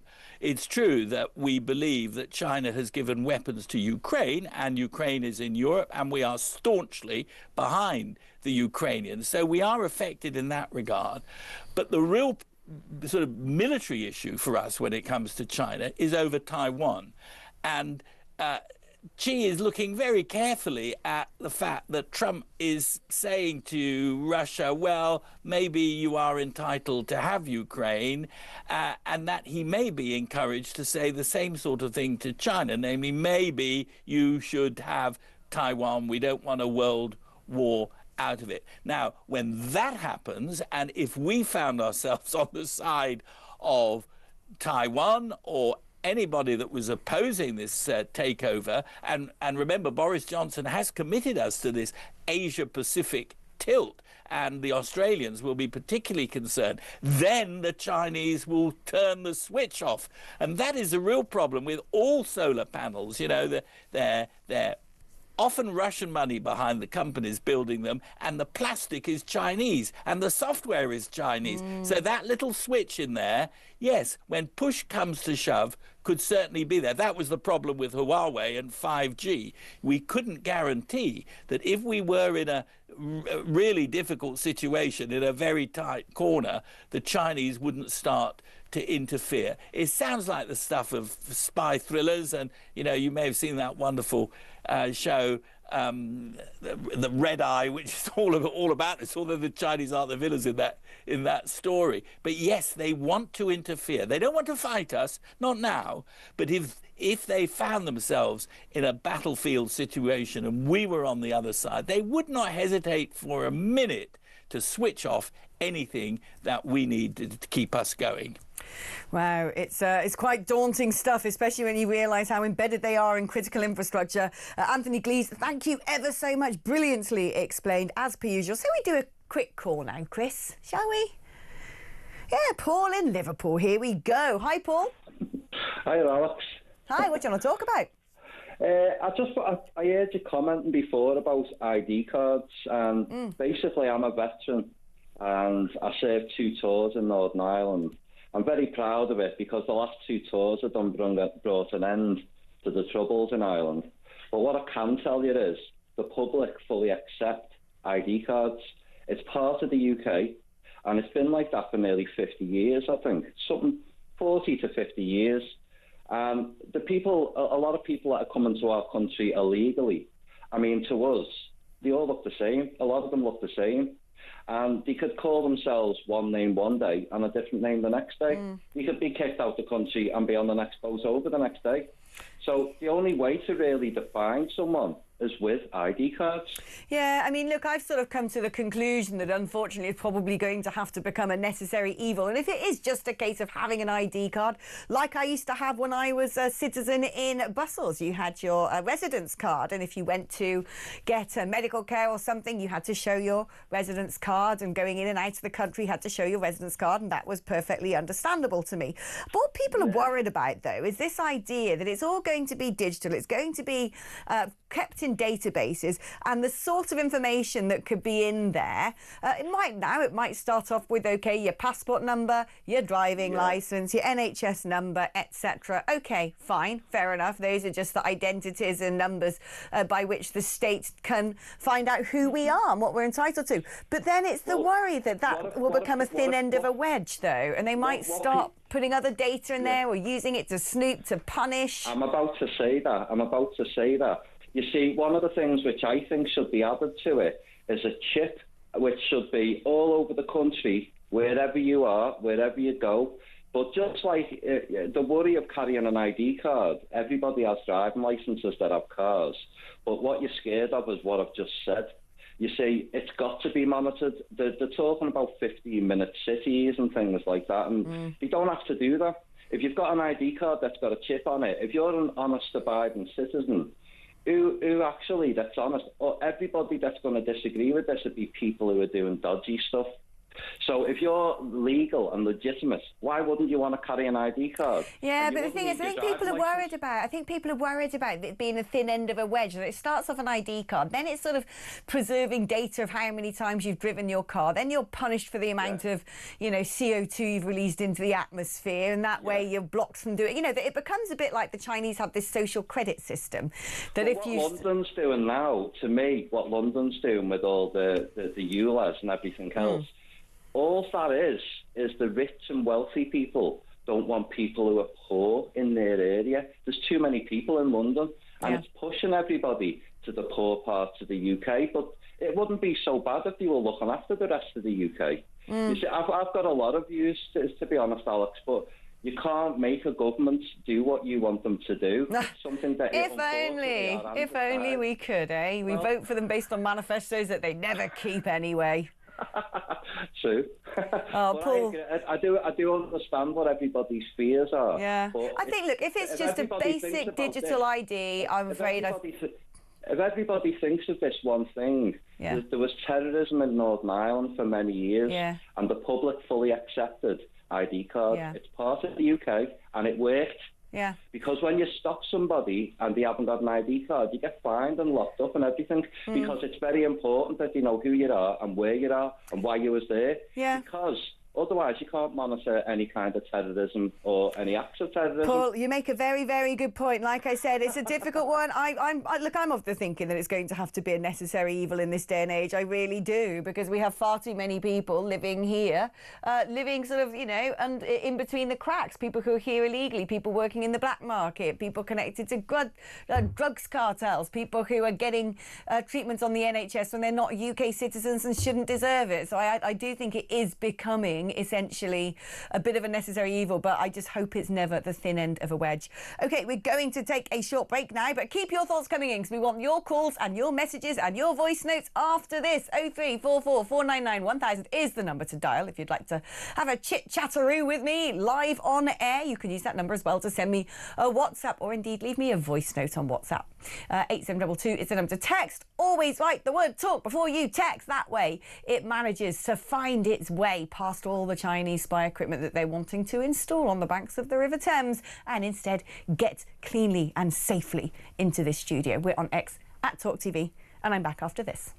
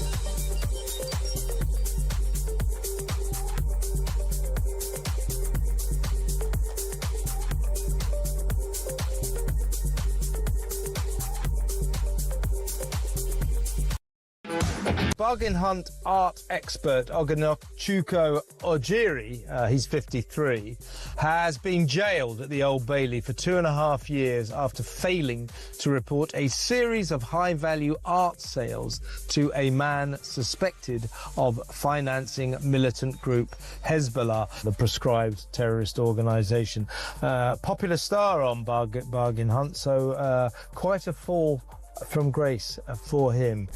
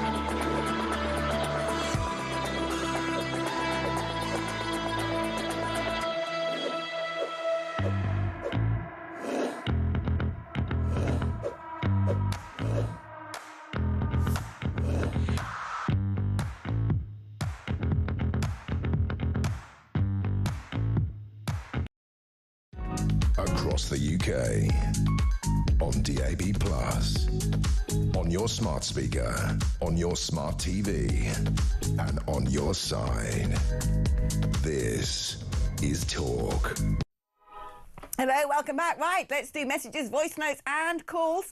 Ian says, I'm a constituent of Sarah Pochin. All I can say is she could have, for her first PMQ's question, asked about something that was relevant to her constituents. Oh, you didn't like that burka question. Why don't we have a referendum on the ECHR? Net zero, says Sue. It is wrong that a small group of politicians should dictate such important issues over millions of people. Sue, you remember what happened in that last referendum? It got ugly, and then people tried to overturn it. Look, what I would say on this is when it comes to, let's say, reform policies, which is to end net zero, leave the ECHR, that's in their manifesto. They've been very clear about that. So the referendum, essentially, is what takes place at the ballot box in a general election when people say, I like the cut of their jib, I like those policies, so I'm going to vote for them. If we start sort of, look, I was once in favour of the idea of direct democracy and having a Swiss-style system of multiple referenda until the Brexit referendum and how ugly that became. So I'm not sure if we start putting everything up to referenda, it costs a load of money. I think it ends up being very divisive. Let policies in manifestos do the talking and then make sure parties stick to them. I think we should hyper-normalise the burqa. Anyone who wants to wear one should do so. Let's see what happens when white blokes wear them to work. We're walking down the street wearing them. Maybe protest groups can all turn up wearing them. Police face recognition cameras will love that. So we all just, in protest at burqas, everyone should just wear loads of burqas. Interesting. Sharon says, Alex, no other countries will change their culture to accommodate foreign people. So why does the UK do this? If you go to the UAE, you have to adhere to the rules of their country. They're not going to change because I'm British. Although some people might say, actually, it's, the UAE, Muslim country, but they have lots of bars and sell their booze, don't they? That actually the UAE has made big efforts to embrace our culture and to westernise in order to earn a great deal of money and become somewhere appealing for us to go on holiday or even live. But then they also decided that, mad Wahhabism and radical Islam wasn't for them either. Good morning, Alex. You're looking very summery in yellow. Pity it's not summery outside. It ain't too bad out there from where I'm sitting. Just want to say that I'm glad Mr Yusuf has decided to rejoin reform. It's just a pity that Nigel and Zia can't resolve their argument with Rupert Lowe. P.S. I also watched your baptism in the sea. Thank you. That's Tony in Stoke-on-Trent. However, Davey says, I think Nigel Farage is a fool letting Yusuf back into the party. He's unreliable. There's still dividing opinions. Right, let's speak now to Chris, who is in Epsom. Hi there, Chris. Hi, Alex. How you doing? I'm not too bad. I'm cheering up by the second. All right. Listen, I've got a fair bit to go through. So I'm only going to comment on the ECHR at the moment. All right. Now, we're talking about the ECHR that we were the originators of in the 50s and got everybody together because of what happened during the Second World War. Then Blair brought it into UK law with his 1998 Bill of Rights. Now, in fact, if you read it up properly, in 2006, Tony Blair himself saw the way it was going and wanted to change some of it. Now, the problem is not with the ECHR, right? And the politicians that say it's with the ECHR are wrong or they're cowards. Because the problem is with the judiciary. There's actually 6 rules that usurp the right to a family life, right? That's to protect national security. And I'm reading this straight off the government's website. Protect national security, protect public safety, protect the economy, protect health or morals, prevent disorder or crime, or protect the rights and freedoms of other people. We're under almost any of them, any of the ones that like the kid that didn't want to go to Albania because they haven't got a McDonald's for chicken nuggets. It's a joke. Now, the problem is with the judiciary. Now, we have separation, of course, but something has to be done about it because I don't know if you watched Kevin the other night, but Kev's show the other night, he pulled up all the people that have been called to the bar from Lincoln Fields, yeah? And nearly every single one was Mohammed or Ahmed or need I go on? It's our pillars of our society are being taken over. Yeah, do you know, it's interesting. Look, I've got to interject because otherwise we'll be on the blower all day, won't we? I've got to speak to other people as well. But you're right. So, first of all, you're right. Leaving the ECHR isn't a silver bullet because we've got a lot of High Court judges. It doesn't even necessarily go to the ECHR when chicken nuggets are enough to keep someone in this country. So we do have a problem with our judiciary and sort of activist lawyers now, particularly on the topic of immigration. So we're going to have to look long and hard into our law, figure out what we need to keep, figure out what we need to scrap, figure out what we might need to add to make sure that they are very clearly following the law as the British public think it should be and not freestyling over radical interpretations that prevent people from being deported. So I think you're absolutely right there. In terms of what you're saying about the judiciary and lots of people coming from Muslim backgrounds entering the judiciary, I mean, look, I don't know. I don't have statistics on that.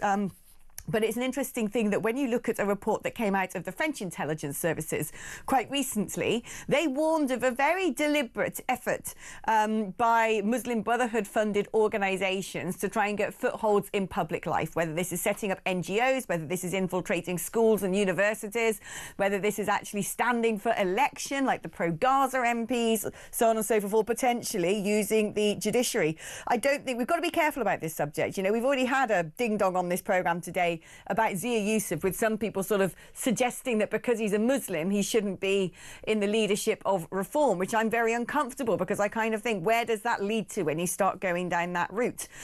Same if you start sort of thinking, oh, well, is our judiciary being infiltrated by people who don't have our national interests at heart? But the thing is, actually, there is a very real risk that that could be happening.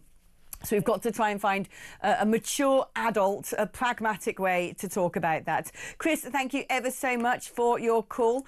Let's have a tiny little voice note, shall we, before we go to advert break. This is James. Hi, Alex. James, London. Yes, of course we need people like Yusuf, Muslims like Yusuf. What we don't need is a burqa and women walking behind their men and women treated like second-class citizens. That's what we don't need from the Muslim culture. We need some of the Muslim culture with people like Yusuf. And that's what we need in this country. The burqa needs to go. The burqa needs to go. Full stop, it needs to go. There you are. I couldn't agree more, James. Right, thank you for your calls. Thank you for your messages. We're going to take a short break now. When we come back, we're going to be finding out what on earth is going on over in Los Angeles. And then before the close of play today, I'm sure we will be doing more calls and reading more messages. So keep them coming in. 03444991000 is the number if you want to chat to me a bit later in the show. 87222 is the number to text. Remember, you've got to talk before your message. 03444991000 is also the number for WhatsApp, whether that's text format or voice note format. OK, I'm back after this.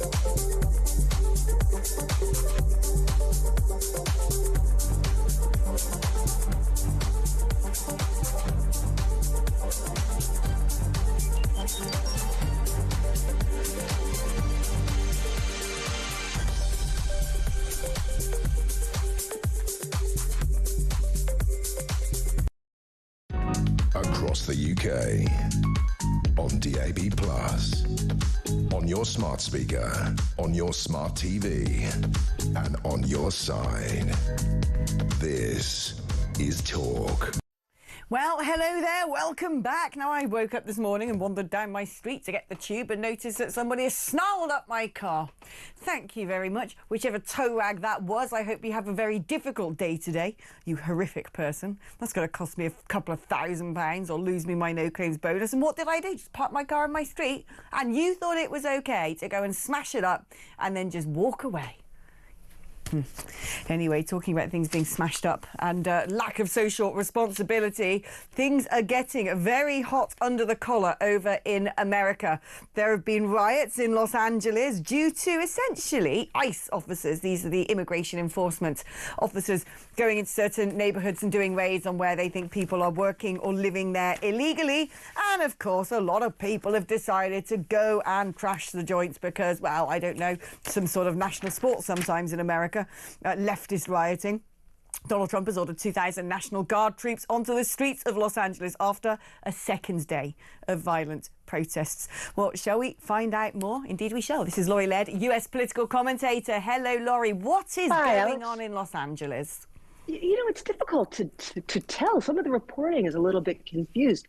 Donald Trump has nationalized the National Guard. That's unusual. The National Guard is usually under the purview of a state governor. There are incidents when the president can sort of take over that. but it usually has to be pretty extreme, things like an invasion. So it's unusual for the president to take hold of the National Guard, although not illegal. I'm a little bit puzzled, though, because there was rioting. And while this rioting is uncomfortable, unpleasant for people in those communities, it doesn't seem like it was the sort of rioting that requires extra law enforcement. As far as I can tell, there have only been a couple of arrests, very few injuries. I'm not trying to downplay this kind of rioting, but it looks like local law enforcement seem to be able to get this under control. I think the big thing we'll be looking for is whether these riots continue into today. They started on Friday, fairly low level, amplified yesterday. So we'll be waiting to see whether this continues into today. I mean, maybe that was the purpose of taking control of the National Guard. We had something similar, really, in the UK when it came to the Southport riots.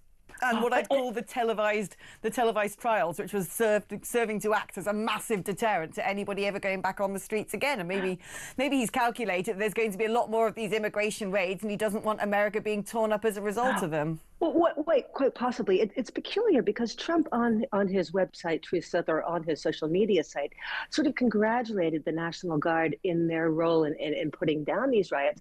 But there's no evidence that the National Guard has actually arrived yet. And in fact, one administration official said that they will be on the spot within the next 24 hours. But again, it looks like local law enforcement managed to get this under control in fairly short order. It's not to say it's not very uncomfortable for these local communities, but not clear to me that these extra bodies are needed. Perhaps it is a deterrent, as you say.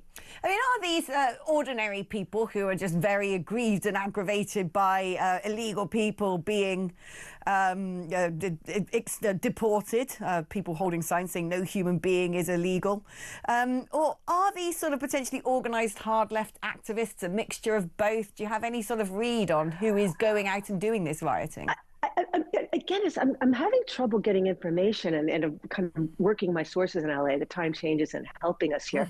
But it doesn't look to be organized, per se. It looks like these are spontaneous raids, people who are uncomfortable with, and this happened in a highly Hispanic area of Los Angeles. And Los Angeles is a pretty segregated place. There's not a lot of mixing of different socioeconomic groups. But it looks like this is a reaction to people being detained, people being taken from their places of work, from their homes in these raids. So it looks like it's more of a spontaneous uprising. Again, I will be very interested to see whether this threat of the National Guard incenses people. Now, the governor of California, Gavin Newsom, has said that this is a provocative move, and he is concerned that this will escalate things. Karen Bass, who's the mayor of Los Angeles, has been a little bit more circumspect in her comments. But whether this inflames things further, I think we'll all be watching this once the sun comes up in LA.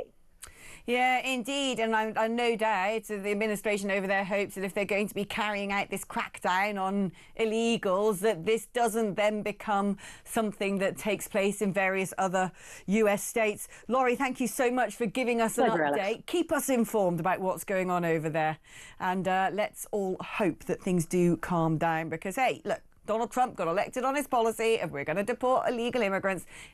He's the president. He's got every right to do it. You might hate it. You might be vehemently against it. What you don't do is go out and trash your neighbourhood because that just makes you an absolute... Right, we're going to take a short break now, but don't go anywhere because when we come back, we're going to be catching up with Greg Swenson, chair of Republicans Overseas, to get his take on what is going down in LA and much more. That's after this.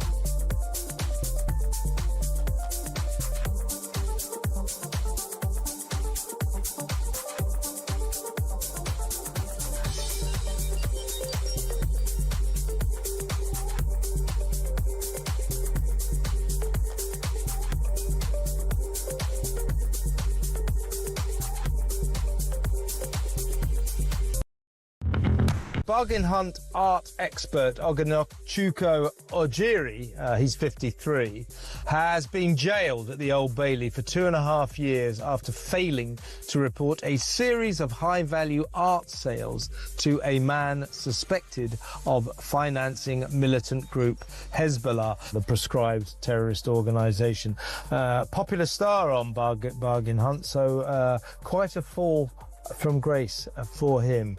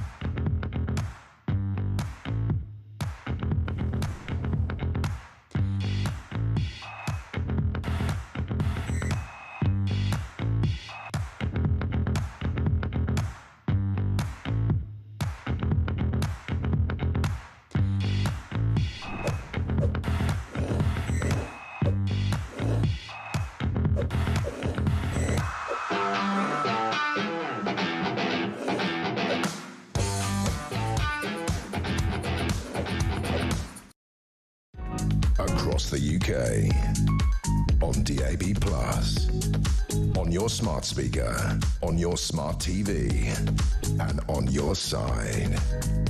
This is Talk. Hello there, welcome back to the show. We were talking to Laurie Laird before the break about the riots going on in Los Angeles. Let's speak now to Greg Swenson, who's a friend of this show, chairman of Republicans Overseas UK. Greg, what is kicking off down there in Los Angeles? Well, this is a really simple situation, Alex. Both the state of California and the city of Los Angeles have insisted on remaining as so-called sanctuary cities and sanctuary states, where they do not cooperate with federal immigration authorities. So they're essentially breaking the law by protecting illegal migrants. So if they would just change and go back to being, law-abiding governments, then ICE wouldn't have to go in there. They could, the illegal migration problem could be addressed by local police authorities, and it would be much more kind, first of all, and better for the migrants as well. So, this is a simple solution. They refuse to do it, so we have to send in, troops to handle it. Is it normal, actually, because Laurie Laird before the break was suggesting to me that it's very abnormal for a president to send in the National Guard unless it's something really serious like being invaded? Right. Well, it is. I think, you saw it with, like the LA riots back in 1991 or 92, I forget. I do think that it's only in extreme situations. But in this case, the ICE officers, the Immigration and Customs Enforcement officers, are being put at risk because of these rioters. So they have to be protected, and they can't protect themselves with the kind of scale that you might see in LA or other parts of California. So, this is not something the president wants to do. It's not something that any president wants to do. But if your own federal employees are at risk, then I think that better to play it safe. And how much as well is this potentially about cracking down on this particular riot to prevent there being similar things in other states when more immigration raids happen?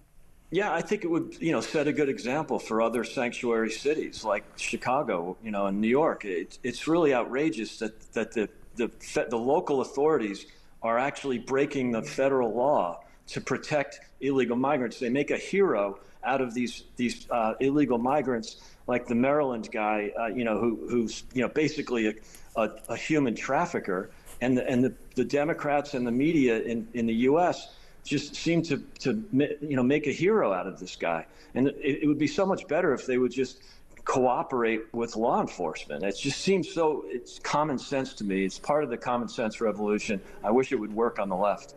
And how much is someone like Gavin Newsom to blame in all this, the governor of California, ultra woke, for essentially sort of speaking out against essentially Trump using the National Guard, probably, as you're suggesting, turning a blind eye to all the illegals in his state?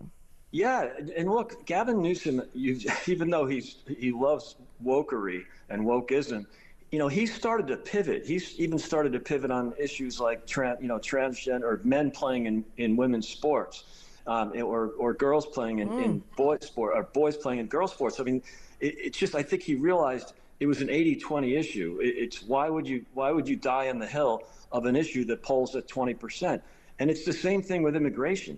Trump's immigration victory or success is polling in the 70s. It's polling in the high 60s with Hispanics, his mass deportation policy. So this is a very popular policy with Americans, as I imagine it would be in the United Kingdom. And yet Governor Newsom hasn't flipped on it. I mean, he's a politician. He ultimately will flip if he can get votes that way. But right now he's dying on the hill of protecting illegal migrants against the will of the good governance. Yeah, you can only imagine if there was a similar project in the United Kingdom to actually do significant numbers of deportations. We'd probably have the same sort of leftist numbskulls clash in our streets as well. It doesn't make for pleasant viewing. Greg, thank you ever so much. Always wonderful catching up with the gorgeous Greg Swenson. He's such an elegant man, isn't he? I mean, seriously, if you see Greg in person, he is so tall, he is so gentlemanly, he always smells so good. That man is just like an absolute gent. Right, let's speak on the phone to Sharon, who's in Yorkshire. Hi there, Sharon. Hi, Alex. Thanks for taking my call. Pleasure. What I'd like to speak about is the full burka. Me and my friend were in a local park where there's loads of kids knocking about. All of a sudden we hear a scream, a really high-pitched scream, and just turned round and there was a little boy, blue in the face. He'd looked round and there was a lady behind him queuing, and she was in a full burka. And he just absolutely had a meltdown. And his mum just had to go and pick him up and run him away because he's shouting, "There's a ghost! There's a ghost!" And the little boy's face was crimson red, and I was thinking, the lady that was stood behind her husband was behind her with two little girls in their pushchair. And it was just like as though it was just normal that a child should run away and be scared. And I just thought, poor wee lad. They do look like ghosts. And the thing is, it's not just about how upsetting this is for little children who don't understand what's going on, but for all of us in society, the way we make emotional connections, the way that we actually communicate with one another is usually face to face, and 80% of communication is done via body language. If somebody is completely covering themselves up, it is anti-social. I always find it slightly intimidating. I don't know why, because I don't imagine a woman in a burqa is going to suddenly come and attack me, but it sort of makes me feel really sort of uneasy when I see, burqa-clad women walking around my neighbourhood. But it was her husband's expression, as if it was like not his wife, because obviously he couldn't see. Couldn't see her expression quite. Yeah, but her husband were just like indifferent, as though to say, well, I don't care whether your child's a bit upset about this or not. And everybody around just seemed to sort of pull the eyes the other way and just not look at them, as if to say. So I just felt really uncomfortable for them as well. Yeah, I mean, this is the other thing. I'm sure a lot of people thought if, this could end up getting nasty because, the husband could have taken issue at that child screaming and accused the family of Islamophobia or racism. I mean, this is the other problem. When you get people, because I do think it's a symbol of a culture which is completely at odds with our own. And when you get people who are trying to force these things, they tend to be more of the activist types. And they use things like that. I mean, they will use banning the burqas, no doubt, to try and sort of organise protests and screams of this is why we need Islamophobia laws. They'll probably use it as a device to push for more and more exceptions for their community. It's a difficult one, Sharon. Well, it's not a difficult one. I know what I would do, Sharon, and I'm probably in agreement with that little boy. That was Sharon in Yorkshire. Let's speak now to Paul in Lancashire. Oh, look at this. It's like the Wars of the Roses. Hello there, Paul. Hello there, Alex. Great show as always. I listen to TalkSport. I'm an avid listener all day. Yeah, I just was listening to that guy. It was about an hour earlier when you talked about. He was on about the Yates, the human court, the Yates. What's it called? The Human Rights Court thing, the HCR thing. Right. Yeah. Now France has banned it. I mean, there's about 5 countries in Europe have banned the burqa, and they're not bothered about the human rights thing. They'll just take a fine or whatever. Why are we so bothered about doing the thing the right way, the correct way? It seems to be everything that we do has to. We have to be governed by that, and let's. I mean, ironically, actually, the ECHR tends to think of the burqa as not a particularly good thing for human rights. On this occasion, maybe we should listen to it. And then someone else has messaged me about this, actually, about everyone else seems to ignore the ECHR. Why don't we? I'd say because actually that is not the way that Brits are. Here we go, Tony in Essex. Other countries just ignore the ECHR. Why can't we? As far as I can see, nothing happens if you ignore it, except we have to tell them what we're going to do to improve things. We're one of the best behaved countries on the list of the amount of breaches, so we could rack up a few, says Tony in Essex. But this is the thing, if you're just going to ignore a court, just don't be part of it. Do you know, I like the fact that Britain is a rule taker and, abides by whatever it is that once upon a time they've committed to. And I think the far more honest and sensible thing to do is go, right, this court is no longer fit for purpose. We're going to get out of it. I personally think that is far better than just ignoring it. Well, the trouble is, our government won't get out of it because it's the same with the Tories when they were in power. They're all arguing amongst themselves about different things. You know, when we obviously wanted Brexit, which I supported, I wanted a clean break to make our own rules as we had before. Yeah. So unfortunately, we're pulled both ways. Europe don't think very much of us. You can tell that by the way they do things against us when we try and do anything. But we seem to bend over backwards to be part of their club and to abide by their rules. Yeah. Oh, we're nice people. You know, when we left the EU, we said, fine, we're going to have all EU citizens here. Immediately, you've got the right to remain. We said EU citizens can still use the e-passport gates. But you're right, the EU is very often vindictive and nasty. I think, actually, some countries in Europe find us a bit threatening. Because we're an island nation, we've got an island mentality. We're a G7 economy. We never joined the euro. We're never in the Schengen acquis. We were always 1 foot out. I think that they sort of find that a bit of a threat to their project, perhaps. While other countries who are Eurosceptic like us rather miss us because they saw us as a big beast who could whack our hands on the table and say, absolutely not, we're not going to go down that road. And they've kind of lost that layer of protection. Paul, thank you so much for your call. Let's speak to Nick, who's in one of the most wonderful towns on earth where my mother was born, Evesham, where I spent a lot of my childhood. Hi there, Nick. Hi. Right, basically it's just about the burqa. Yeah. A good 12 to 15 years ago, I used to get the Sunday Times, and they did an article on the front page with Islamabad in colour and showing all the locals doing their shopping. Long legs, mini skirts, Jimmy Choos, Prada, you name it. Then they showed Dewsbury, and in a black and white photo, which obviously then highlighted the burqa. So they were a bit not so crafty the way they did it, but they were trying to make the point.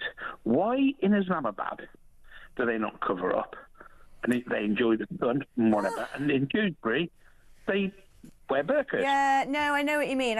Look, it's all sort of different things. I've spent time working in Pakistan, and believe me, it's not a great place to be a woman. But it is about the thin end of the wedge, isn't it? When we start inviting these cultures, which are hostile to our Western values, to do what they like in our country, how many more liberties are they going to take? What sort of message is it sending out about defending what we believe to be right? Nick, before I let you go, do you ever go drinking in the Swan? Which one? Oh, the one on, is it Port Street? The one on the main... Yeah, that's my mate's old pub. Oh, is it? Well, if you see Bilko in there, I don't know if you know Bilk, but if you ever see Bilk... Oh, no, Wilco. Bilk. They call him Bilk. Jonathan Wilcox. Yeah, Jonathan Wilcox. Oh, yeah, that's my uncle. I know him. That's my uncle. Is it? Yeah, there you go. I used to knock around with him when we used to drink in the bar, which is just a bit further There you are. Well, when you see him and his little dog, tell him to, be careful. He can't fall over and break his hip again. Nick, thank you ever so much for your call. Send my love to Evesham. Wonderful town. Right, OK, do you know what? It is time for me to say goodbye because coming up is a busy afternoon on Talk Sports. You're going to be joined by Max Rushton and Barry Glendenning for the final hour of the warm-up. That will be followed by the Sunday session with Ade Oladipo and then the final word with Majestic and Alan Pardew. Right, thank you for your company. I'm back in my usual slot on Friday next week. Have a wonderful weekend. Bye-bye.